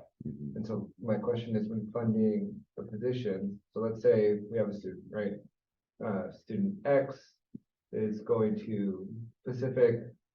What's the tuition for student X at Pacific? Well, those are per undertaking, but it could be, 11,000 a year or so. 11,000 a year. Is that, let's say we get federal workforce dollars, because $250 is not a lot of money to fund the program. we get federal workforce dollars, is that a pot of money that students draw from, or are students being reimbursed by the federal workforce folks? I think a lot of that's gonna come directly from the pilot program grants that the state is going to put together to get these going. Mhm. And you'll imagine the majority of the students are gonna be eligible for regular financial aid. And all this stuff is regular financial aid eligible as well. And so, and then the state has $10,000 grants or $10,000 scholarships right now for, it's called Oregon Teacher Scholars, but it's explicitly to diversify the workforce. This is what a lot of our students get now. And so we're not gonna have trouble cobbling together funding sources to cover the tuition, part of it. Now, in the longer run, priorities need to shift or, you know, maybe if this is really successful, we won't have to hire as many new people, which costs money. And that money can go in the direction of an apprenticeship, but that's kind of down the road. They're giving this pilot project 3 years to happen. And that's a usual cycle for a grant for seed money is a 3-year period. Ones that really are serious about making sure that it's successful. Yep. I mean, 1 year, no, you're not gonna do it. 2 years, maybe, but 3 years is a really sweet spot to be able to have the capacity and the information, not just the information, the expertise to be able to make sure that, first of all, you're successful with your aspiring educators, you're successful with the support that's in place. You're also successful making sure that the community knows what's going on. It's really important that in any kind of a program like this or project like this, that we, on a regular basis, report back as to what's going on, how we're doing. I think it's really important for the community to see that the funds from the grant are being used in an effective way. We haven't had much trouble help with people's tuition. It's their living expenses and life expenses in our more traditional program. That is, you know, people are working all night, they're working on the weekend, where that's part of what an apprenticeship would help cure. Is that, you know, you are getting an income, you're getting health insurance and, you know what I mean? And I guess that's my question, is that pot that folks get a salary from, right? Is that a pot that's gonna live at the district? Or is that a pot that lives at an apprenticeship hub, for example? Or is that a pot that folks are we paying the salary and then getting reimbursed from the program, or like? The pilot program will be going through the district. It'll look like the grow your own grants that have existed before. It's going to be a grant. In the long run, I'm not sure. If someone comes in as an apprentice at the first level, you're hiring them as an instructional assistant. So you're just kind of filling needs, you know, that you already have within the regular budget. And, you know, I actually did some research on, like, how are we doing right now, you know? And I spent some time with HR, and right now, in 23-24 school year, we have 21 teachers, licensed teachers who are on emergency or restricted licensure. That's a lot. And why is that? Huh? Why? Because we hired them, we could find someone who was actually certified or had the endorsement. And they are going to school as we employ them. So it's in a strange way, a backdoor apprenticeship without any of the apprenticeship process. It's a bad apprenticeship. It's a bad apprenticeship. It's a forced- They receive no it's a forced support. apprenticeship. They receive no support. They receive, you know, no financial support to do this. They receive no mentoring or coaching to do this. They don't know how to navigate all of this. They're doing that on top of their full-time job, right? Not a good plan in terms of, again, retaining quality educators, especially bilingual educators in a district that absolutely desperately needs to increase the number of bilingual educators that we have, as opposed to decrease. Oh, sorry. I was gonna say, speaking to those kind of students, or, yeah, students, would this program be open to taking on those that are potentially partially started on that and then convert them into this, or? Oh, no, absolutely. The part of the thing of an apprenticeship that's different is that everyone gets an individual kind of evaluation. So someone's been in IA for 15 years. and they want to become a teacher, well, you look at what skills do you already have? What competencies do you have? What's your coursework? You've already done stuff at Chemeketa. And they start at a different level. There's actually 10 levels to this thing. And so the first level is for brand new. And so you start where you need to start. You get, in a sense, credit on those levels for your experience and so on. So it's not trying to be a cohort where everyone starts in the same place and marches. People are going to be in different places. In the pilot, we're shooting for people who are kind of close to starting the licensure part of it, you know, their last 2 years, but we'll see. So then they would go into the classroom. Pardon? They would go into the classroom and do their teaching practice. I think, yeah, I mean, hopefully we'll be able to find in this first group, people who are sort of close to what we would call transferring, but So then my question would be, then how do their positions for their duties get filled? So we always have positions rotating through. So if we look tonight, there's 20 some people that we're doing on a contract. So when we did, we actually did there's some special licensure for instructional assistants or educational assistants to do substitute teaching, which requires a certain kind of licensure. And so looking at those people, if we have, let's say we're going to have somebody be doing their practicing, we still also have that other position available. So we do, that's why you can't just start off with saying we're going to do this with 50 people, but you are going to have some people who are working in your building. They may not be teaching the class all the time. They may be doing their EA job half the day and then doing some of that other work. Remember, the 2,800 hours is, I mean, it's 2 years and 36 weeks or 35 weeks, I think is what it would amount to be. But that would be if you had 0. But if you've been an educational assistant, let's say for 5 years or 10 years, then you have lots of hours, and that's where that range of experience comes in. But we'd be backfilling because we always have people coming and going, and so we have spaces available for people to be able to do the practical work. I think, you're seeing into something that I was at a meeting once and someone in a different district said, "Oh, I don't like GYO programs. I don't like program prep, but why?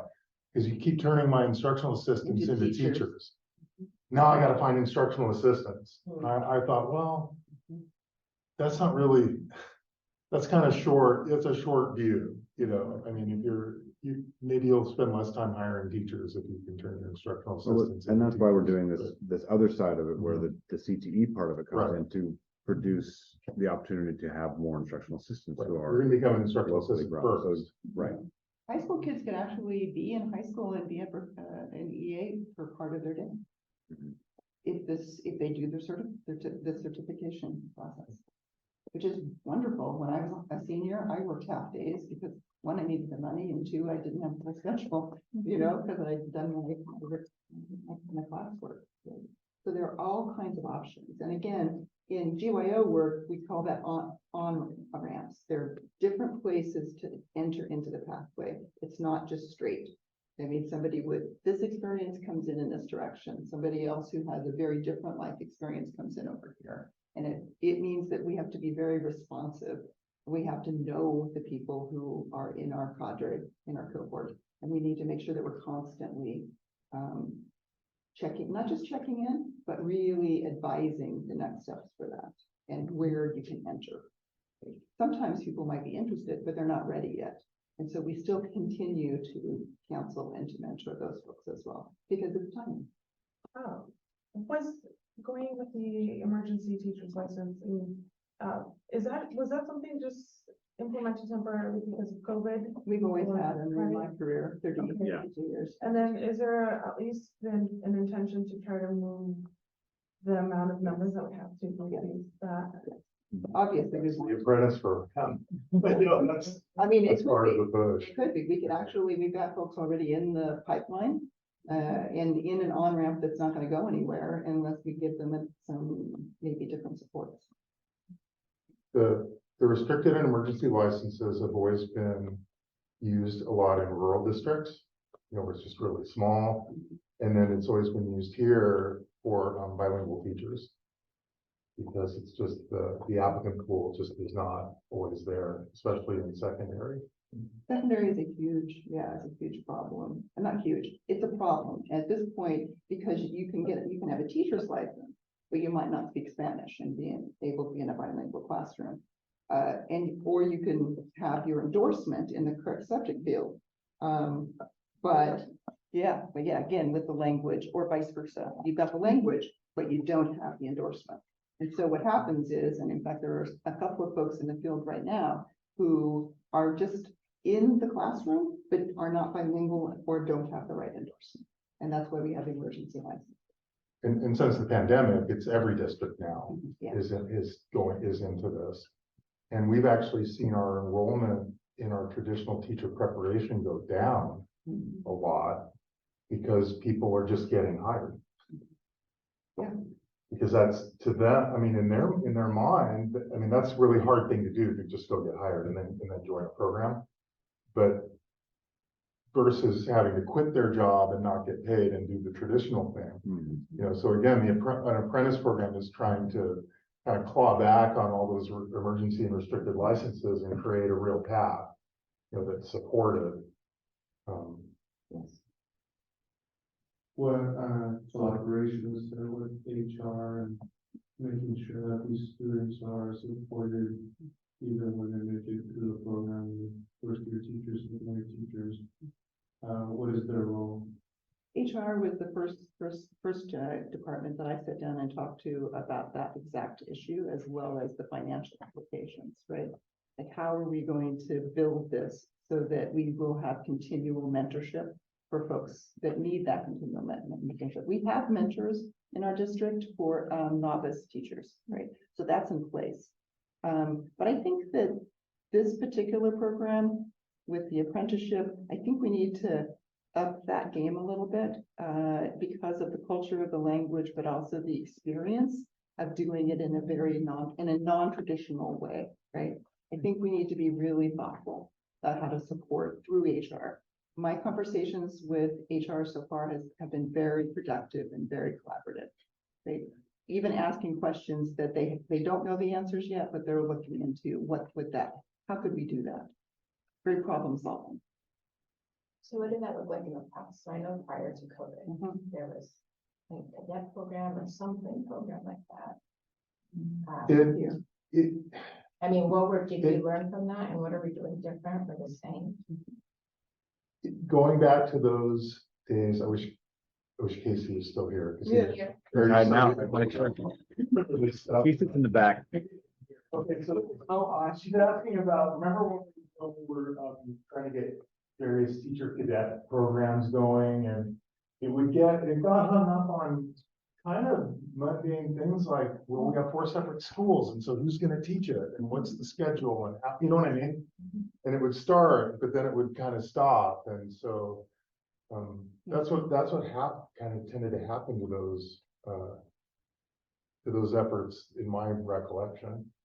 That's why it's really important that we have folks with institutional memory to be able to help navigate some of the pitfalls we've experienced in the past. I mean, what you just said, there's a pitfall. That's something we have to plan for. But we don't have.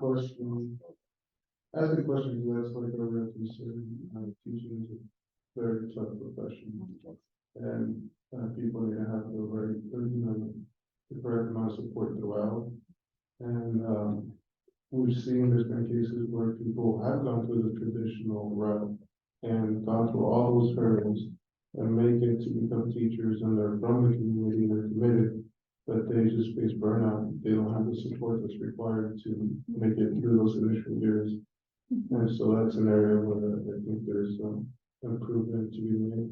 Yeah, I didn't mention it, but apprenticeship actually is supposed to extend, the plan extends beyond, okay, you've become a journeyman now, and you've got your licensure. It's actually supposed to extend to support through the professional license, which is a minimum of 3 years, usually longer, but. But what I'm hearing you say is yeah. that the district needs to take responsibility for the educators that we train after they have license, that we basically will continue to support them.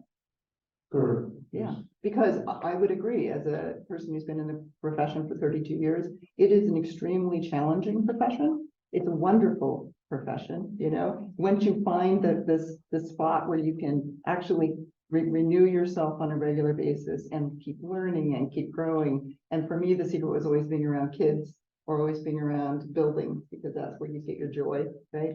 That said, I think the pressures are harder than it was when I first started my profession. I think Joe would agree with that, and other folks that have been in the profession, Casey. It's a very challenging environment right now for a lot of different reasons. I don't think any of us have a beat on exactly why, but you're absolutely correct. Teaching is changing, education is changing. We need to change as a system to be able to support the folks that are coming to us, and that we want to make sure they stay and that they're effective as educators, because we know this really clearly. Students perform academically at higher levels when they have teachers who are well-trained and are supported in their practice. Student achievement goes up when they don't have turnover the way we get when teachers quit because they're so burned out, right? Especially young ones. So I think that when you're talking about how are we investing, we need to invest in teachers so that our students, the investment in our students actually comes to fruition. They can do so much. We need to provide them with excellent educators, and we need to support those excellent educators to support our kids.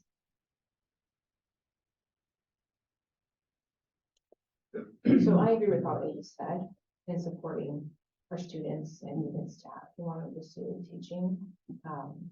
My concern is more around coordination and the management and the cost and where that is coming from. And do we really need it? As we managed and coordinated in different ways in the past. And so I agree that going our own will be helpful in having those from the community teach our own kids. But my questions and concerns continue to be the coordination and management. And then another question was not with that. So is the goal once either high school students or assistants, is the goal for them to go through Chemeketa and then Pacific? Right, the way it's structured in the apprenticeship program is there's the sort of an entry level skill phase and then an advanced level skill phase. So this maps right on to, you do your transfer program. So you're taking Chemeketa coursework and getting your subject area and entry level teaching courses. And then you move into kind of the licensure phase in the latter part, which they call that advanced competencies in the jargon. And so it maps really well into what we've kind of been doing here, for the past, number of years and having graduates and so on. So that students can go to transfer to any university, or is this a pipeline to Pacific? Well, Pacific, in this partnership, Pacific is the related training provider is what the language is. Yeah, so you don't, for this particular, for the pilot project, and in this, you don't have multiple training providers within a joint apprenticeship training committee. So then I have a question, and I don't know if it's accurate or not. So, is the program going to shut down? No. It's going to continue to be here long term. Yeah. I've heard rumors about that as well, and I talked to Kevin Well, immediately. we're moving, as I think I building. mentioned it before, but we're moving our physical presence into Chemeketa for now. And it may be that if the way we're serving the community is through an apprentice program, it may be that our office is better in the district somewhere, in a district building or something to help facilitate that. I mean, we don't, well, there's a number of reasons why we're not using the brick building on the corner anymore, but no, So nothing is stopping. Yes. With an apprentice program. Right, but not the same delivery model. Like we wouldn't have classes. You're familiar with having classes during the day. Right. Well, it's not going to be that model anymore because people are going to be district employees. And so when would those classes be? They're on evenings and some weekends, but it's a different format we have called BED hybrid. Mm-hmm. Okay, so both online and in person. Right now, they're mostly remote. If we had, but an apprentice within a district, a group of apprentices that you have would have a face-to-face component as well. And so how many students do you have coming Into the hybrid program, in? Whatever program you're on. someone just told me that today. We have 12 students in the hybrid program, but enrollment is still going on. Hybrid would be like a bachelor's, they would receive a bachelor's. Right, it's a bachelor, but it's the same program. I mean, we only have one bachelor of that program. It's just a different delivery format. And how many of those students are working students? I'm not sure. The first apprentices that would end up taking Pacific courses wouldn't be in the first year. Right, so I guess, so this would be two offerings. One would transfer for a bachelor's, right? And the other one is in, am I understanding correctly, an apprentice program? Are those are separate? Are they the same? I'm not sure your So there's question. the apprenticeship program. Mhm. Is that different from, or is that the same as students like transferring to the other BED? Is that the same? They would blend in with the BED program. So it would be, okay, The BED coursework is the related training that they need to get licensure. okay. So then would every student need to be an apprentice? No, not everyone in the BED programs an apprentice. And just to clarify, there are multiple pathways that we're working with right now. It's not just all Pacific, it's not just all Chemeketa. We have Western Oregon, quite a few candidates that are already in their programs, OSU. So we're not saying no to any of that. We're just basically saying we're going to pilot this because we believe that it can actually change some of the outcomes for retention, recruitment retention, and making sure that we are investing in a different way with our candidates in this program. Right, but it would also be good to know how many of those are coming. Sure, absolutely. And how many of those are students, Absolutely. and how many of those would be our students who are graduating from that. And by the way, anybody who wants to have any more further conversation and want to sit down and talk with me personally about this, I would be more than happy to make an appointment. We can do that. If you've got other questions, or you just want to hear about what the vision is going forward, there's a lot of material in our grant proposal. I would agree. I disclosed it at our work, but I'm a GYO reviewer for the higher ed, so for HEC. I'm reviewing the Grow Your Own applications for the higher ed side. So the universities will apply to the program. A couple of recommendations that I would encourage folks to navigate is the possibility for credit for prior learning, CPL, grants and competency-based education. Both on the faculty side for recruiting faculty who are working in that space, for people who put their portfolios together, but also for folks coming through the classified route. They have a lot of life experience, and a lot of that life experience gets packaged as CBE or CPL, and there's a lot of grant opportunities out there for students and faculty. And then on the federal side, so the Federal Department of Education, there are limitations on financial aid.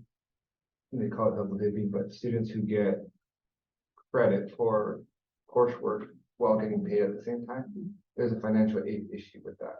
And so I'm just curious if y'all have explored that. And that's particularly on the nursing side, like nursing students can't be paid while doing their practica. Remember a conversation early with Cecilia about that? I remember that. I remember getting told that many years ago. You can't be paid as a student teacher. We do it all the time. So I don't think there's a problem. Okay. For them, when they're specifically getting their credits for it. That's Right. Okay. Yeah, I don't know. Students are working. Right. Oh, I mean, getting credit.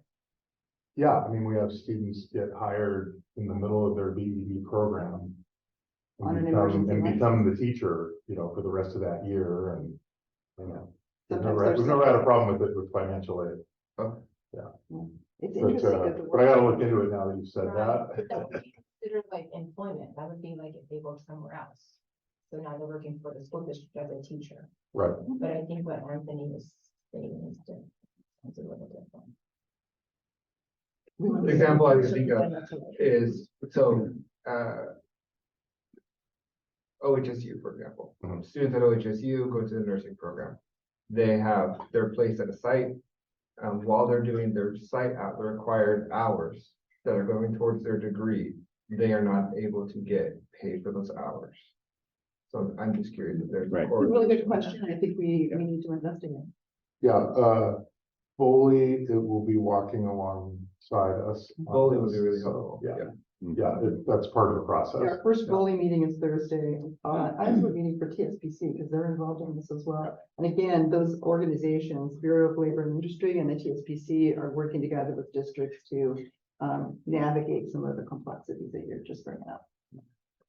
But that does happen to the general rule. So across the board districts I've worked in, we've always had an opportunity or a chance or a need to hire a student teacher who is still completing their coursework, paying tuition, getting financial aid for that, as well as paying them as an employee. So that's something that it's a little bit different than the medical field. There's an ethical thing. It has to do with that's something that, but we actually do this quite a bit. So that does happen currently. But this apprenticeship program is also a little bit different, and Bowley is going to be heavily involved in that to keep us out of the trouble that we might get in.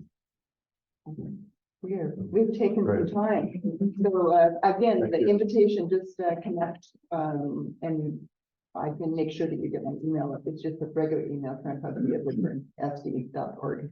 And I would be happy to sit down and talk further and just explore some of the other questions you might have. Well, thank you, thanks to Mhm. the three of you for presenting. There is a program, the Fort Family Foundation, post-secondary scholarship program. You've probably seen, and you've seen the model. You're talking about the coordination and the support for the students.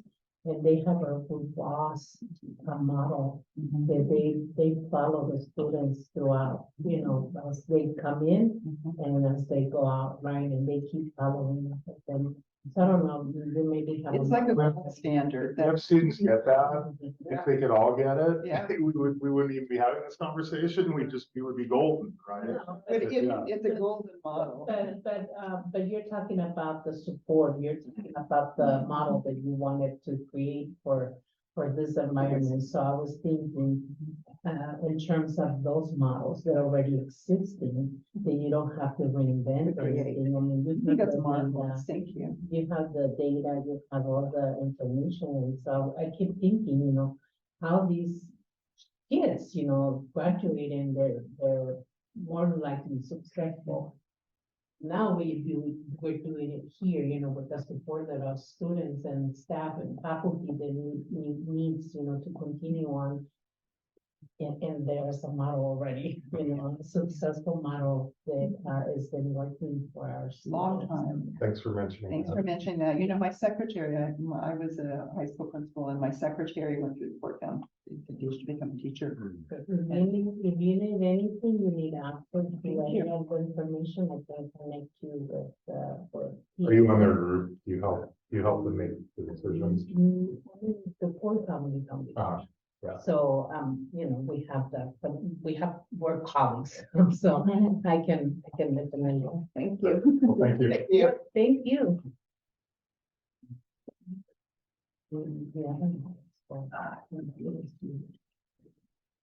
Yes, and then Karen, the other model is PSU. Karen. Yeah. The other model is the PSU model. So, just FYI. So just the teacher education model at PSU. No, it's the bilingual. Bilingual teacher Pathway. pathway. I will totally Yeah. connect with that. Thank you. SB. She was one still running it. I mean, they pay for the students for their, and then if you work for them for a year. And, for teaching for PSU. Yeah, I mean, there's models already out there. We don't have to.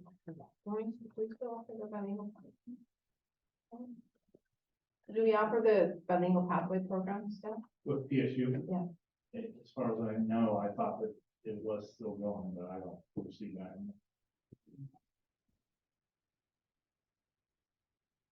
But, we can recommend and we can still work with the PSU on that, but if there's a model that is already supporting the students, supporting the faculty or supporting the staff that is going to their licensees, why not?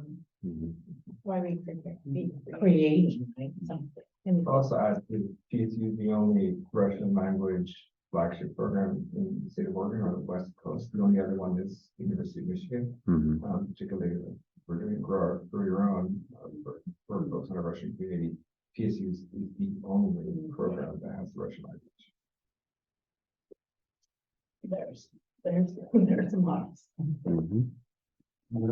There are models. Next up today, we have a single compensation item that's on personnel.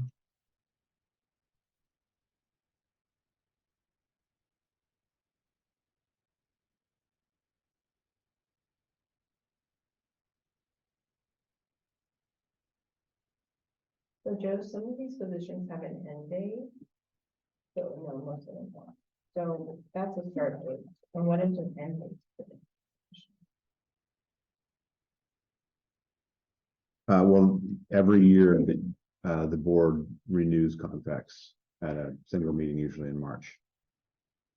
And so that's when you would see them come up. So if you look at the top, the ones that are start dates coming up in the summertime, there was a temporary contract, as you can see in one of the folks from April. And then some of these are for starting for next year. And so that's every year we get the huge stack of all the So this is on contract renewals. And then it depends upon where they are in the status. So you'll notice that in licensed ones, it talks about if they have if they're in the probationary, if it's an annual renewal, and then the ones down below are other folks, and then you got resignations. So it depends on where they are, but every year, everybody's contracts come to you for approval.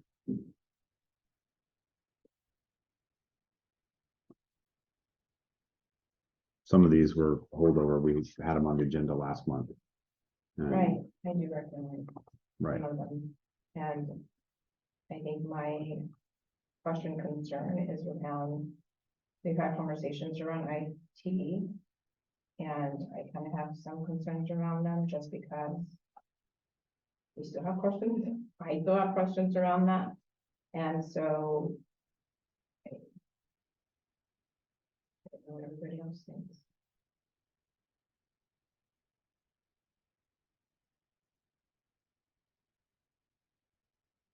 We're not from what I understand, we're not a body that goes into personnel. Not like a hard line for the board. Right, so my question is just around the department, and I feel like we haven't many of our questions answered. So it's not specific to a person, just the whole itself. And so, I mean, I would feel more comfortable if, for example, the IT department presented at the next board and they were here and they presented. And shared about what they do, because I think they're all new. And what the vision is for what they're doing and what they've done this year. Because I don't know that I've seen that. And so those are my questions and my concerns.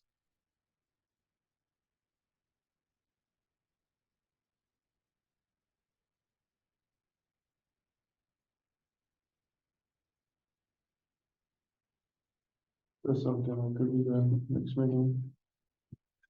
Possibly. I'm not sure what you want them to present. So you want them to tell you what they do for a job? Is that what you'd like? There's a director now, and so there's other positions, and so at least from my experience, I knew at one point IT also was in charge of the website and other things, so it sounds like things have shifted. So I think it would be good for us and the public to know, you know, what does it look like now? What has changed, the increase in funding and how they're using that funding now and how they've used it this year. And I think there's transparency. Do you want to talk about funding? Well, not just funding, but just, I don't even know I mean, I'm not an expert in IT. Right. So one, like, what did he do? So you want to know what IT does? Okay. I can ask the director to come. And I know in the past, we've had departments come in and present, and they've also brought in their staff, so I think it would be good, since sounds like you hired new staff, that for them to be here. One, I don't think I've met the director of IT, or other staff, and so I think it would be good just to, you know, be here. Okay.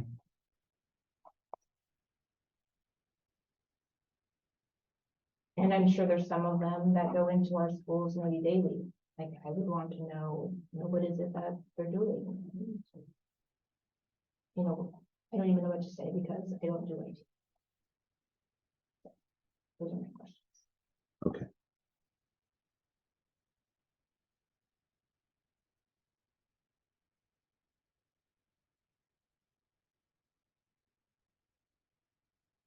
And maybe what the future looks like for the department. I know we've read and reviewed policy impacts based on like cybersecurity. Mhm. And you know, maybe they can share about that. And what else are they going to incorporate in the years to come for the department?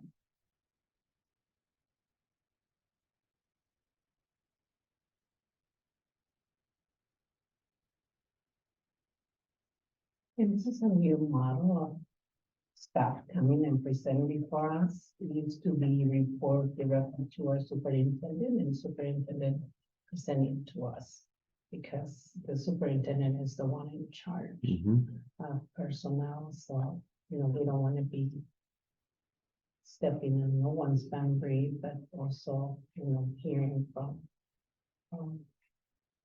the teams.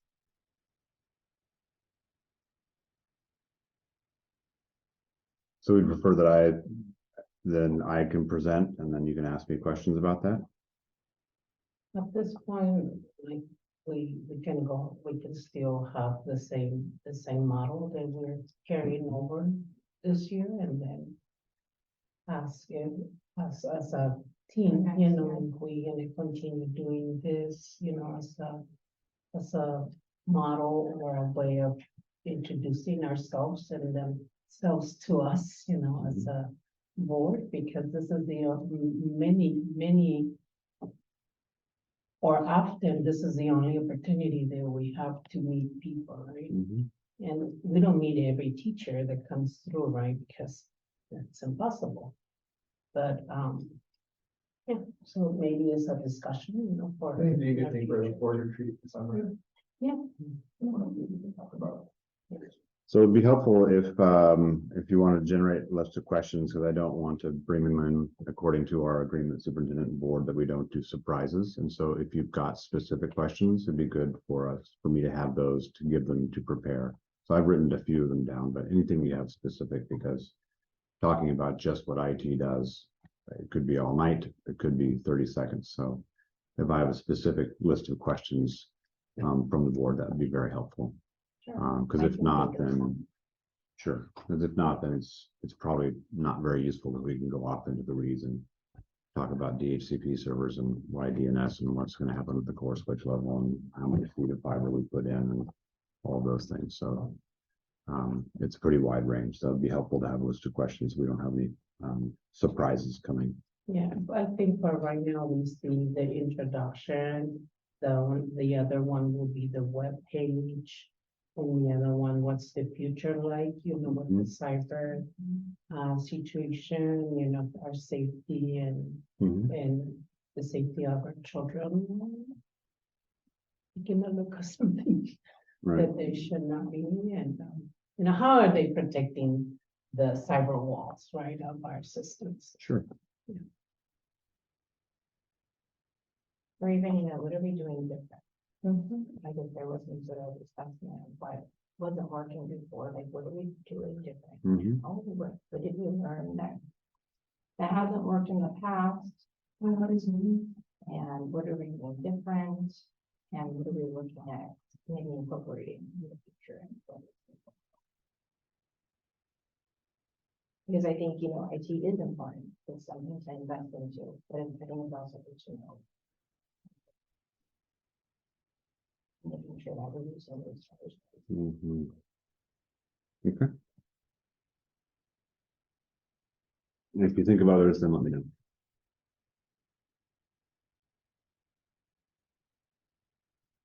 To approve confirmation item 5.1. Seconded, any further discussion? All right, all those in favor say aye. Personnel confirmation item has been approved.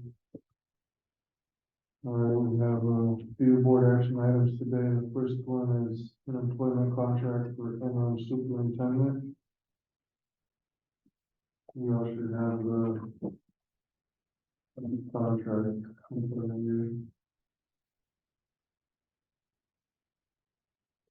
I won't make it.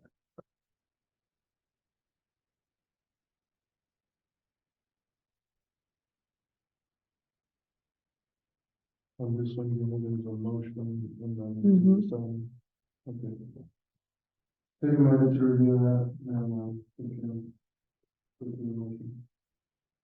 In the confirmation items, we have the personnel, and we only have a Yolanda as a retiree. We have 20, They've been added throughout the year. so now it's just a goodbye and so Right. on. Okay. Yeah. Perfect.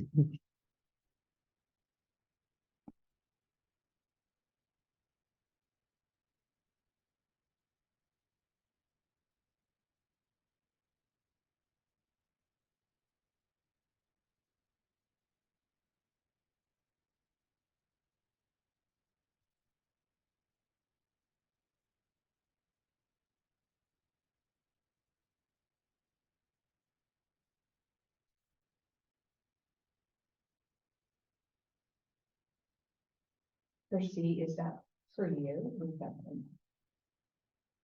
under number 36? It's a total, and, it's distributed on a monthly basis.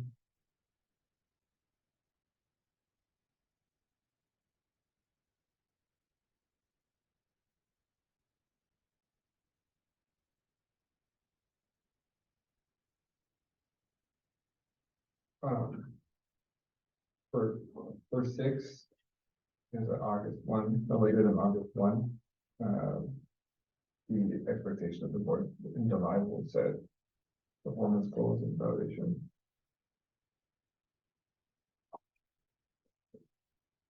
We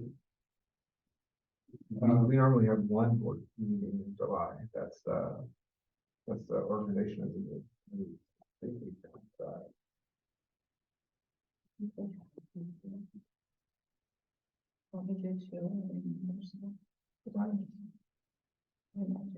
In July, it's usually the work meeting. Yeah, just the board meeting. Guess you could,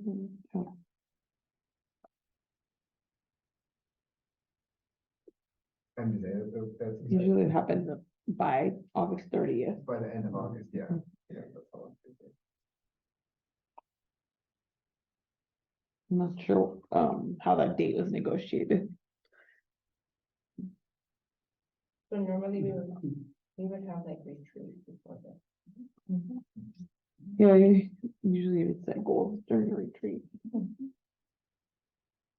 But if mutual parties agree, we can change, edit that to August 30th. You can amend that. We could amend. Yeah, you can amend that. So, the board want to amend to August 30th? Or whatever the last day of August too. Right? To check on that. Okay, that's a good point. August 31st, that's a good.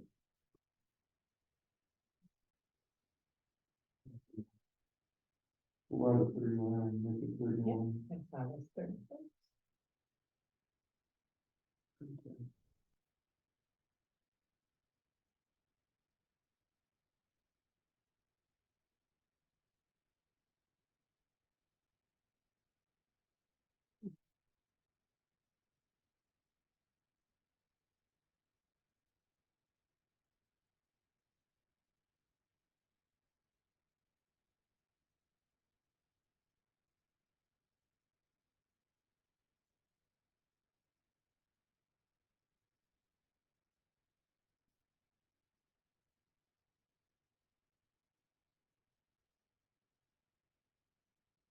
Since you're looking at dates, I would suggest you also look at the date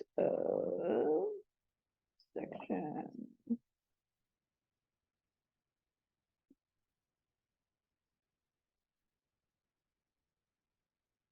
Number 2, term of agreement. It states that the board shall notify the interim in writing no later than March 1st if he will not be offered the permanent superintendent. And that's also based on, like, will the board have gone through a search by that date? Or will they, like, we have to keep that in mind. I think that's a good date, but let's just be mindful of for search timeline.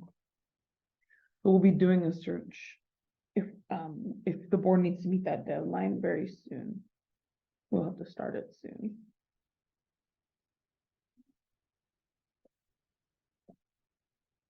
Did you mention, Anthony, that is there, an evaluation?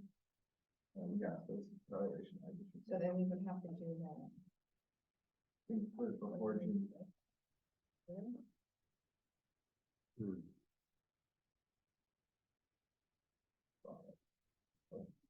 June 30th.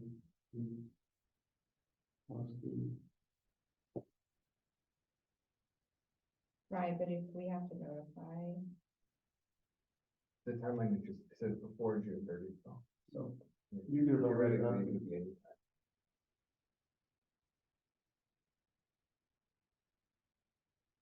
right, but I guess what I'm trying to understand is that if we offer or not, it would be by March 1st? If to notify. Right, Mhm. so that means that we would want to do an evaluation before. That's up to the board. Or, We wouldn't be, the way that, I'm not a lawyer, the way, the way the contract is written, we wouldn't be required to. It says, shall be evaluated by the board before June 30. So I mean, we can evaluate them in September. There's just no date, shall be evaluated by. right, but I guess what I'm trying to say is that, we would need to notify the individual no later than March 1st, if he will not. I think you can just be mindful, like when you do the goal setting, maybe adopt also a timeline so that it all matches together. If that's the If we want to. I mean, I also read this as the board shall notify the interim in writing no longer than March 1st. If we will not be, if he will not be offered the permanent superintendent position. I'm thinking if the board prior to March 1st makes a decision that they will want to hire internally, for example, that's the March 1st deadline to say, hey, we're gonna hire internally. If that's not the direction of the board at the time, we would have to notify the interim that we plan on doing a competitive national search and they can be a candidate for that process. Good. That makes sense? Yeah, That's fine. with me. Okay. they have to keep reading that sentence, it's for wording. I think you got it. what number were you looking at, Anthony? Section 2. Oh, yeah. Yeah, so if you keep reading, it says, notify The interim already limited in March 1st, 2024, he will not be offered a permanent superintendent position based upon either performance or because the board has entered into a competitive search process.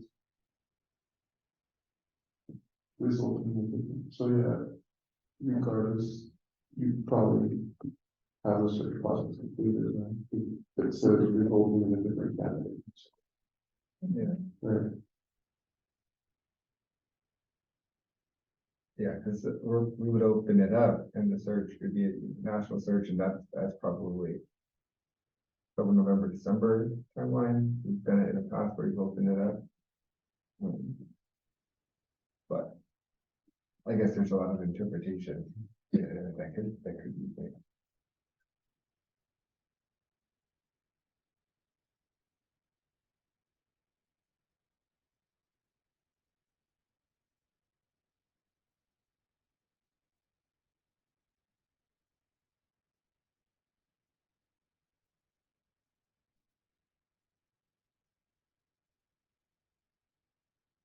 Just, yes. Let's go back to the previous time we did this. Joe, when were you hired? I was hired July 1. That's when you found out. Oh, no, When it was did that in, search it was process- in, it was in April. Yeah, March, the process started. We conducted interviews in. So should we amend that? April 1st? March 1st into. Well, I think that this one is to alert the interim that you're gonna go into a search, not necessarily that you may not hire them through that search process. But that gives, this March 1st gives them a heads up that they're not automatically going to get the job. So then they can make a choice about whether to apply or not apply. So by that date, you will have to have made a choice as a board to say, we're gonna go for a search. We still may hire our interim or we may hire someone else.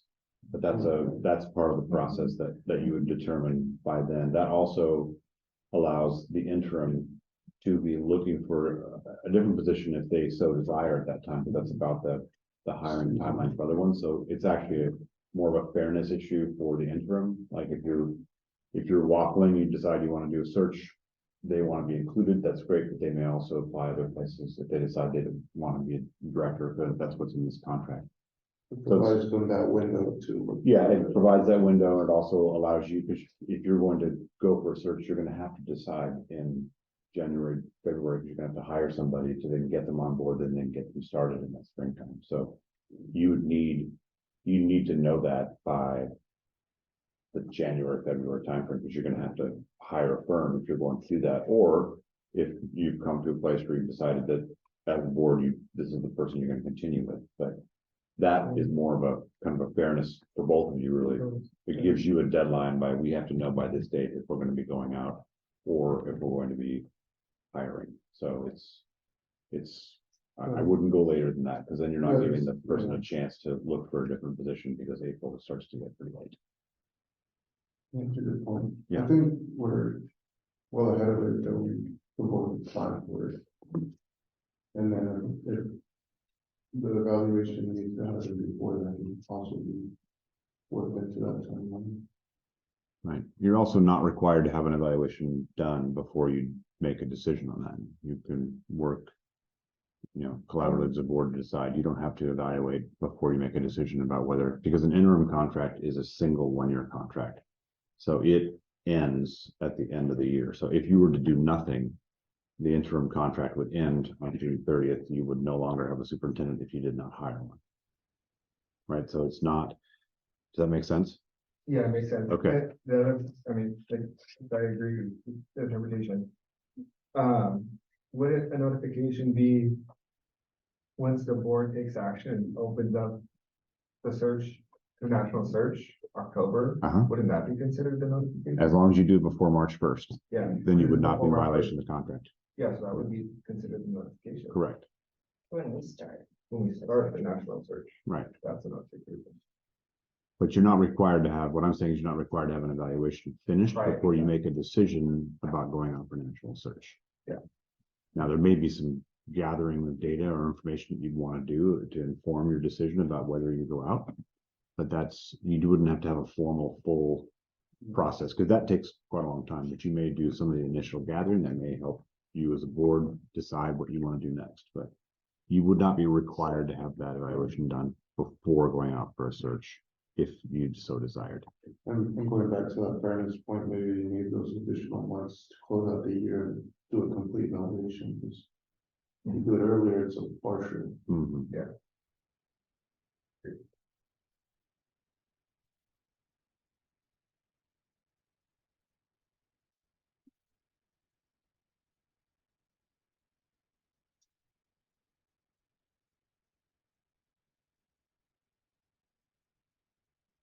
You're ready to sign it, everybody?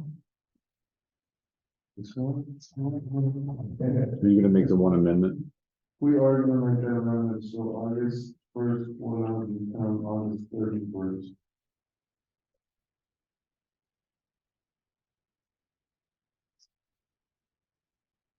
Got a motion?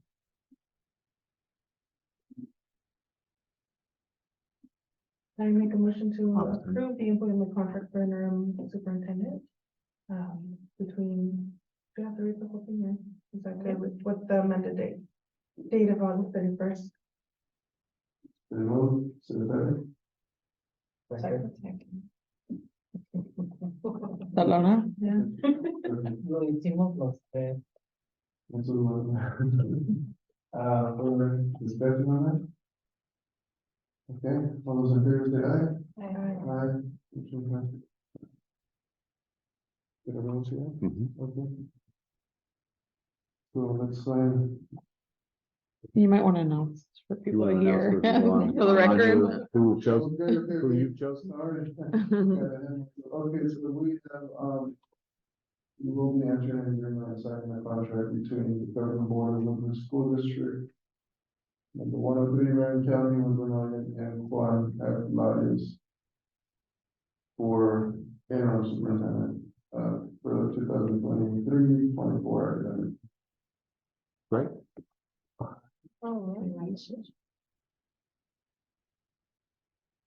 One of them still needs to fit their 31st. Okay, we'll fix that.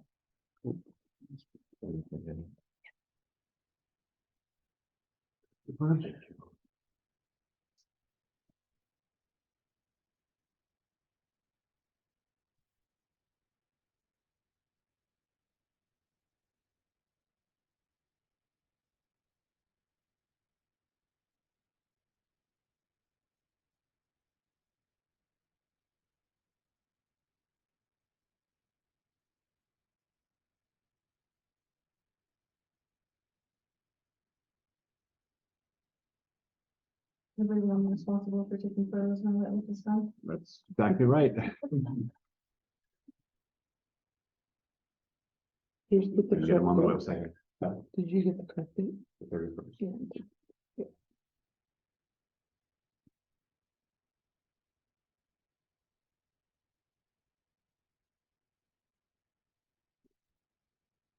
Just initial the 31st, there you go. You could each initial that change on that paper. I'm not an attorney, but I put it on the TV. All right, we got it. All right.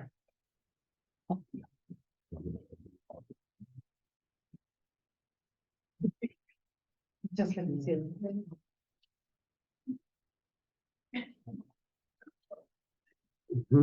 We did the wave. The ways. Alright. Next on today's agenda is the 2023-2026 strategic plan, second reading. Yes, so it's been now a month or 2 months, we talked about this before, and the word that came up a couple of times was the word empowerment. I tried different words, and then I settled upon an easier solution, which just eliminate the word altogether, because it didn't really make a huge difference in the sentence. I mean, I understood where people were coming from when they put it in, and I also heard what you said about last time about the roots of the word. And so I think just removing the word might be the simplest. It doesn't change in any material way the work of that committee that we spent all that time with putting it together. And so I brought it back with what I think is the simplest solution.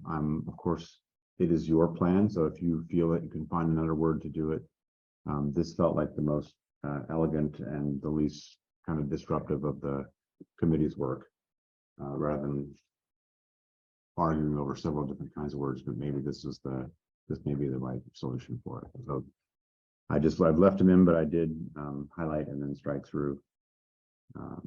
So I brought this forward for your consideration, so you can get that ready for your newly minted interim superintendent. We have like, como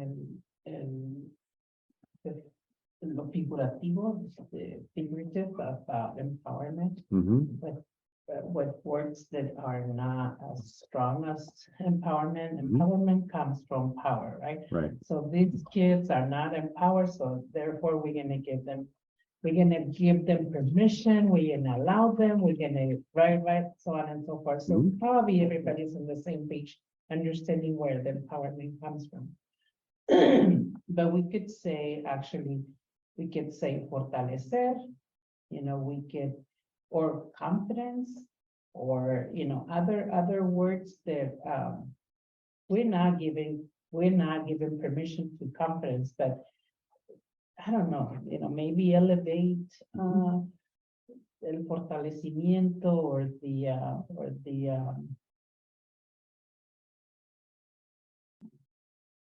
Yeah, was the word prepared there before, or is that what we're choosing to use instead?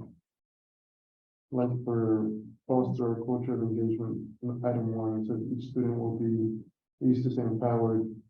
Now it's prepared, right? Right. So if you look at the first two, let's start at the top with the vision. Empowered was there and prepared. So fortalecer is a little bit there. So it's been left in. In number 5 under goals, it was empowered and prepared. And then in the next two, and I probably should have just highlighted these, I removed the word empowered, but I think that's where the prepared came back in because it matched the language in the other two. or inspired, actually that also can be another word, but maybe it's. So empowered, we are getting prepared. Well, so much prepared as envisioned, so it'd be when they're prepared and the work, it's lit. Prepared is after every single one. So just leave it as is. But that's the word you inserted. In the number 1 and 3 under the foster led culture. Yeah, the other ones above were already there. Yeah. I think of two things. One, the quote, and I have no idea who said it, but don't let the perfect be the enemy of the good, something like that. And this is a living document. Right? Yeah. Living document. I think the one, so back to your question about inspired, that did come up during the conversation. I think that the committee wanted kind of more accountability, like your job as a school district is to prepare them. Inspire them is nice, but prepare them is job. So I think that's kind of, because I was thinking about what I said, reinforce, strengthen, but it didn't fit linguistically very easily with these. And so that's. Yeah, the one that comes to mind is equipped, but it's very similar to prepare. I'm okay with the way it's done. Because this is what it says, right? Dar o delegar poder, autoridad, autorizar, ¿verdad? Para dar la capacidad de. So for me, it's like, it's like diminishing the sovereignty of the individual, right? Yeah. So that's what it's coming from. We had heard it before, but you reinforced it this like when we had the meeting. Yeah, well, Annabelle actually brought it up during the meetings, and they kind of went back and forth, and then they decided to stick with it. Yeah, we have. Yeah. You have full editorial. The first time we Yeah. discussed this. So, Yeah. So for me, it's like, You know, you don't have permission to be empowered, but we're now giving you permission to be empowered, right? Okay, any other comments?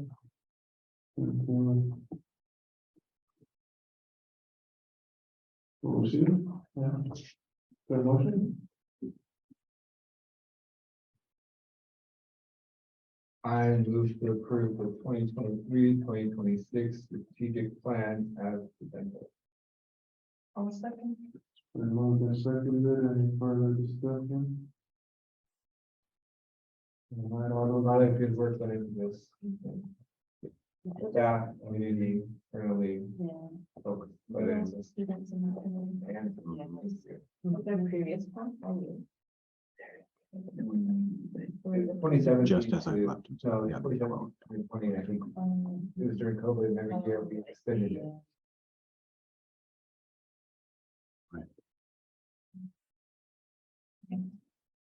All right, all those in favor say aye. Hi. Aye. Motion is passed. All right, next item today is, setting the July organizational meeting and the August board retreat.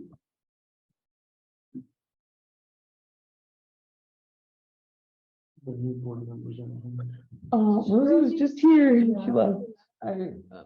She might be in the restroom. Today we at least need to set I mean, I guess we could set it next meeting too, but I would recommend at least setting the July org meeting. And then, maybe we can come up with 3 dates for August retreat that we can share with, Rosie and Santiago. Okay.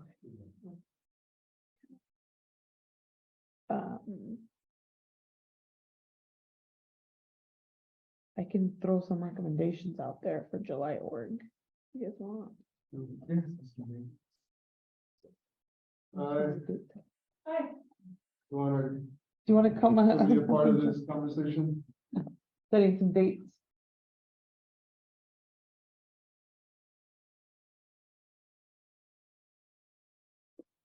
I'm not sure what people's summer, looks like. Yeah, so I am leaving on the 27th of July. And don't come back until the 7th. Okay. And I'm also at a conference, which means that. Okay. What does July 18th look like for people? So we want it to be happening during the week. For July org meeting? It can happen honestly whenever you guys want. Typically, it's been during the week, the organizational meeting. And this is just the one where you appoint a board chair, the vice chair, kind of those, It's a regular evening meeting. right, yeah, it's typically been a regular evening I meeting. went to a retreat. Oh, okay, yeah, no, for July org meeting.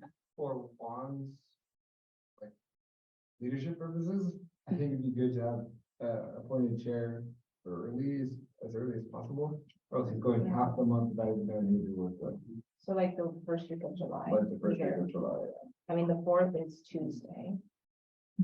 I don't know who wants to come the day before. I'm out there. So do we What want about to the do it like 6th? a Tuesday? Well, the 4th is Tuesday. No, the Tuesday like the 11th, like a regular, it's a second Tuesday of the month, we can meet here. It's Juan's birthday. Can do it on this. Weekend. Yeah, that's what Brandon Cage. So, I mean, I would suggest like at week of the 4th. What about the Like, 6th? sooner the better. The 6th, yeah, I agree. We used to have board meetings on Thursday. But yeah, the 6th. Yeah. And maybe then we can. How does your 6th look like? Yeah, or whatever. Or other, What? or the ongoing. We have another birthday over here. On the 6th, on the 6th. Okay, 11. So you're responsible for the cake. Yeah. So the 5th or the Are you 7th. out of town? the 5th? Okay. Friday, I'm gone. I'm Okay, so not the I'm gonna be Central Oregon. Well, With the 5th. One's out of town. Oh, that whole week. Through the 5th. Oh, through the 5th. Like you come back in the morning. So it's like, 11. The 10th? The 12, 11, 10.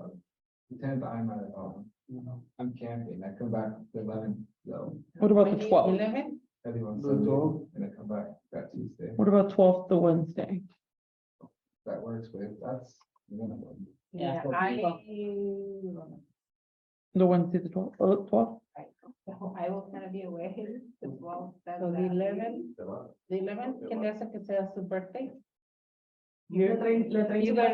Either Rosie's birthday and she's responsible for the cake, or it's your birthday and you're responsible for the cake. So this is usually Yeah, but it can be whatever time you guys want. It's pretty fast, yeah, because it's just typical, like the bank signer, you're appointing the clerk and. so the 7th on Friday.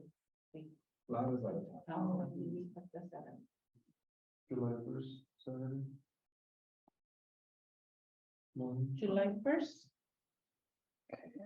Saturday morning. That works. Saturday morning. Can we do the 30th? It has to be July. It has to be during July.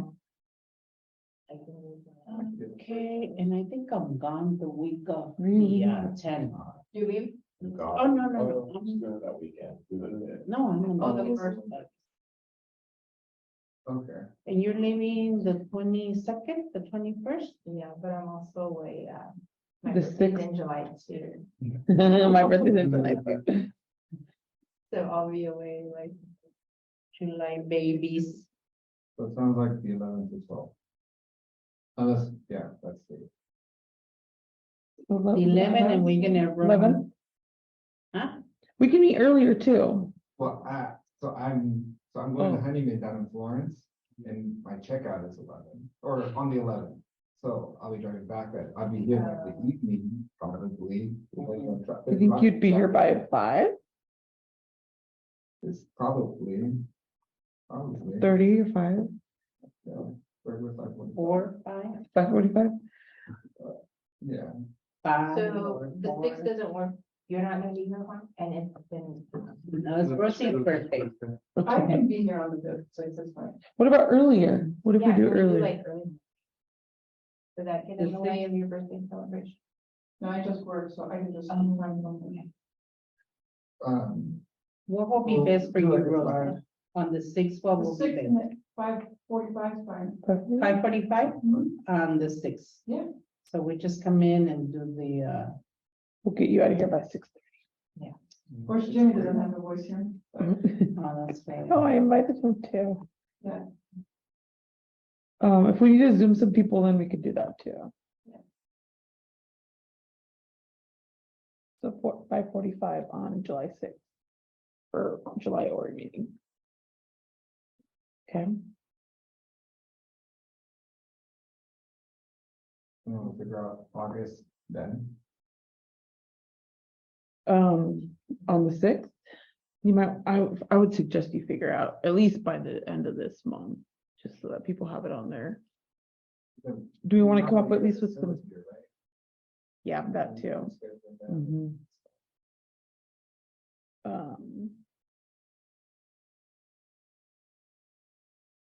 And then there's a PA conference. in Yeah. August. And we have Kid Fest and there's Fiesta Mexicana.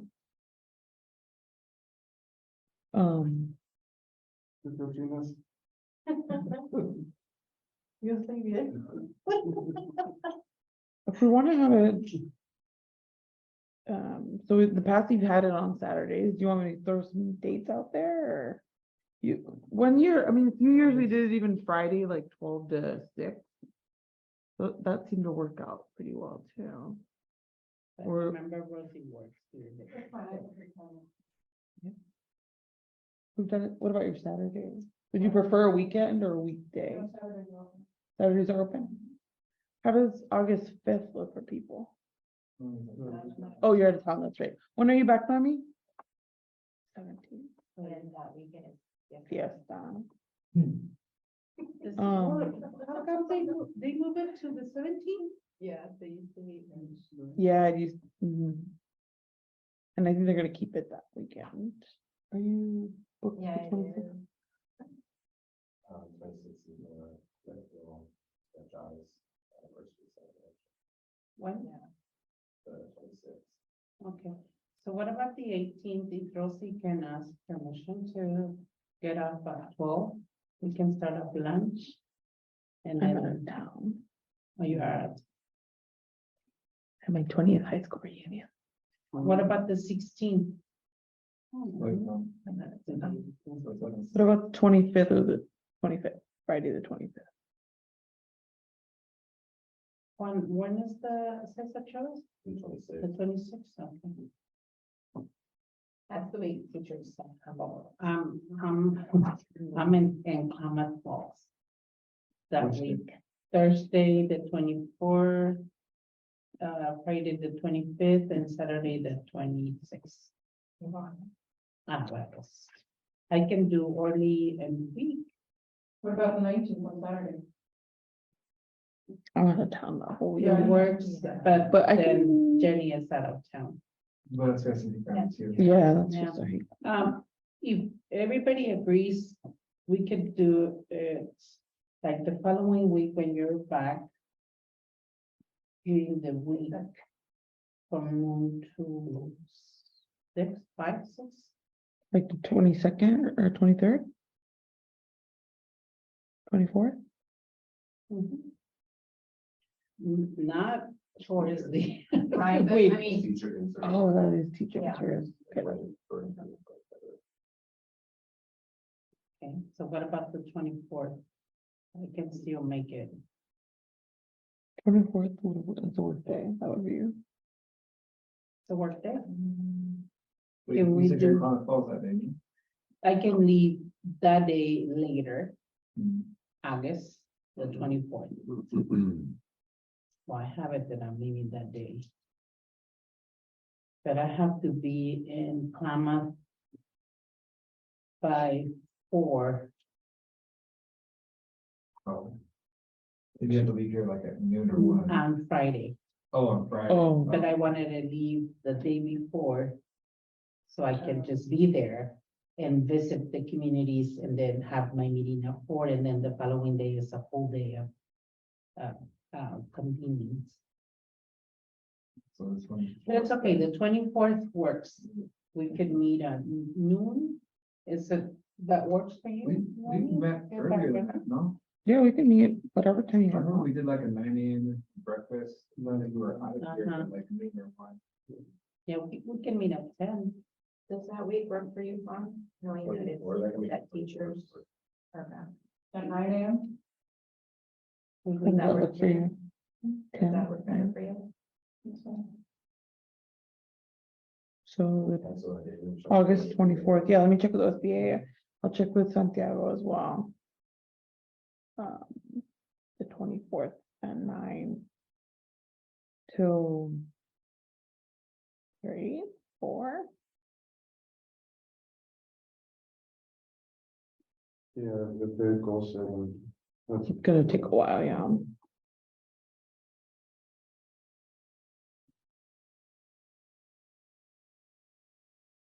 Can we we can- do 9:30? Yeah,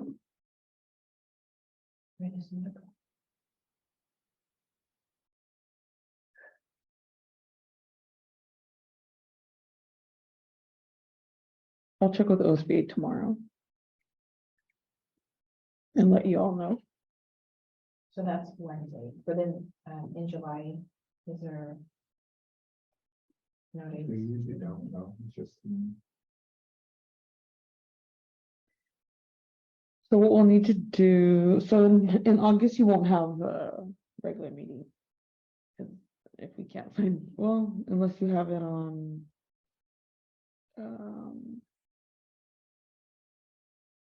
It would be the 22nd or 29th.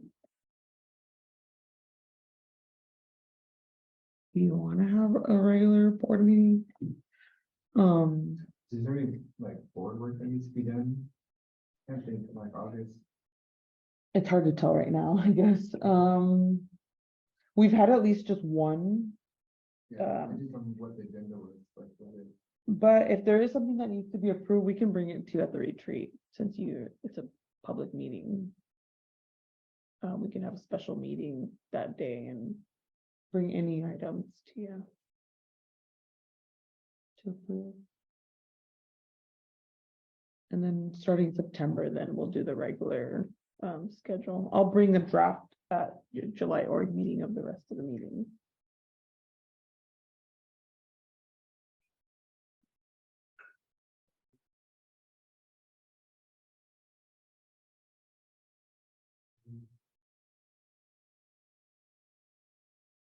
We don't need a motion for this one. Yeah. That does not have a motion. Huh? What was it? That would, if there's like the issue. Yeah. But I'll take a motion for the July org meeting.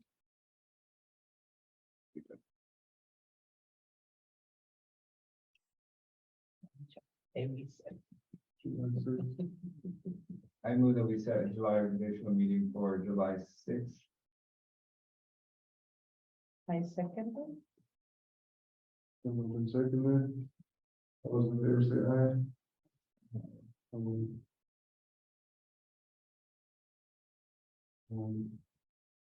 Next is, board calendar, final meeting of the year, June 27th.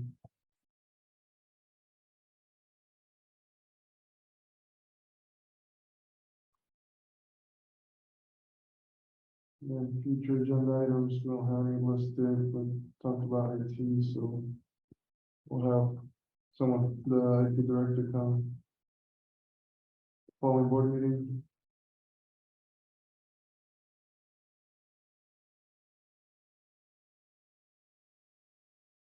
Anything else?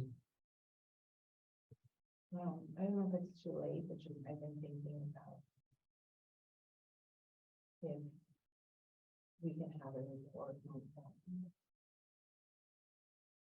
Like behavior, like middle school and high school. Levels.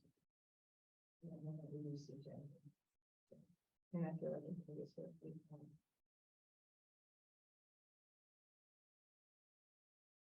I'm not sure we'll be able to get to that before the next meeting, no. People were trying to kind of button up and people are gonna be leaving for their vacation. They're using up the rest of their vacation days. They don't carry over. So a lot of folks are gonna be gone the last 2 weeks of June, so they'll be So gone. if we had somebody report on that, who would think, like what position? Would that be admin? Mhm. Yeah, it would be admin. Don't they work through June? Yeah, and some of them do have vacation, so they have to take it or they lose it. So they're gonna be gone. We're getting behavior updates from the building principals to like their building. Mhm. Yeah, I know we did for Chicago Day. But I visited one of the school buildings, and so I just. Yeah, I've seen a lot. It's changed. And part of like. And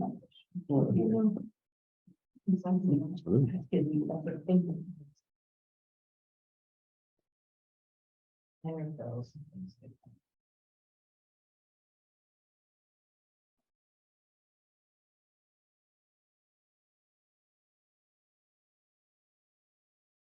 Oh. Or parents we didn't. Wow. All right. Any others, I think, can be talked to you more about. That is. Box. Oh, my gosh, yeah. At least you're not choking from your own water when I take good sleep. I was like. And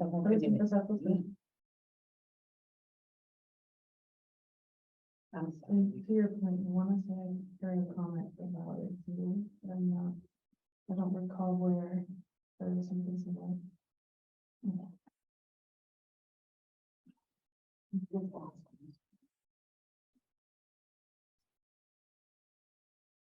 All right. Good. Okay, well, that's last item, meetings adjourned. Thank you. Wanna take the box? No. I'm gonna put it, we are by here.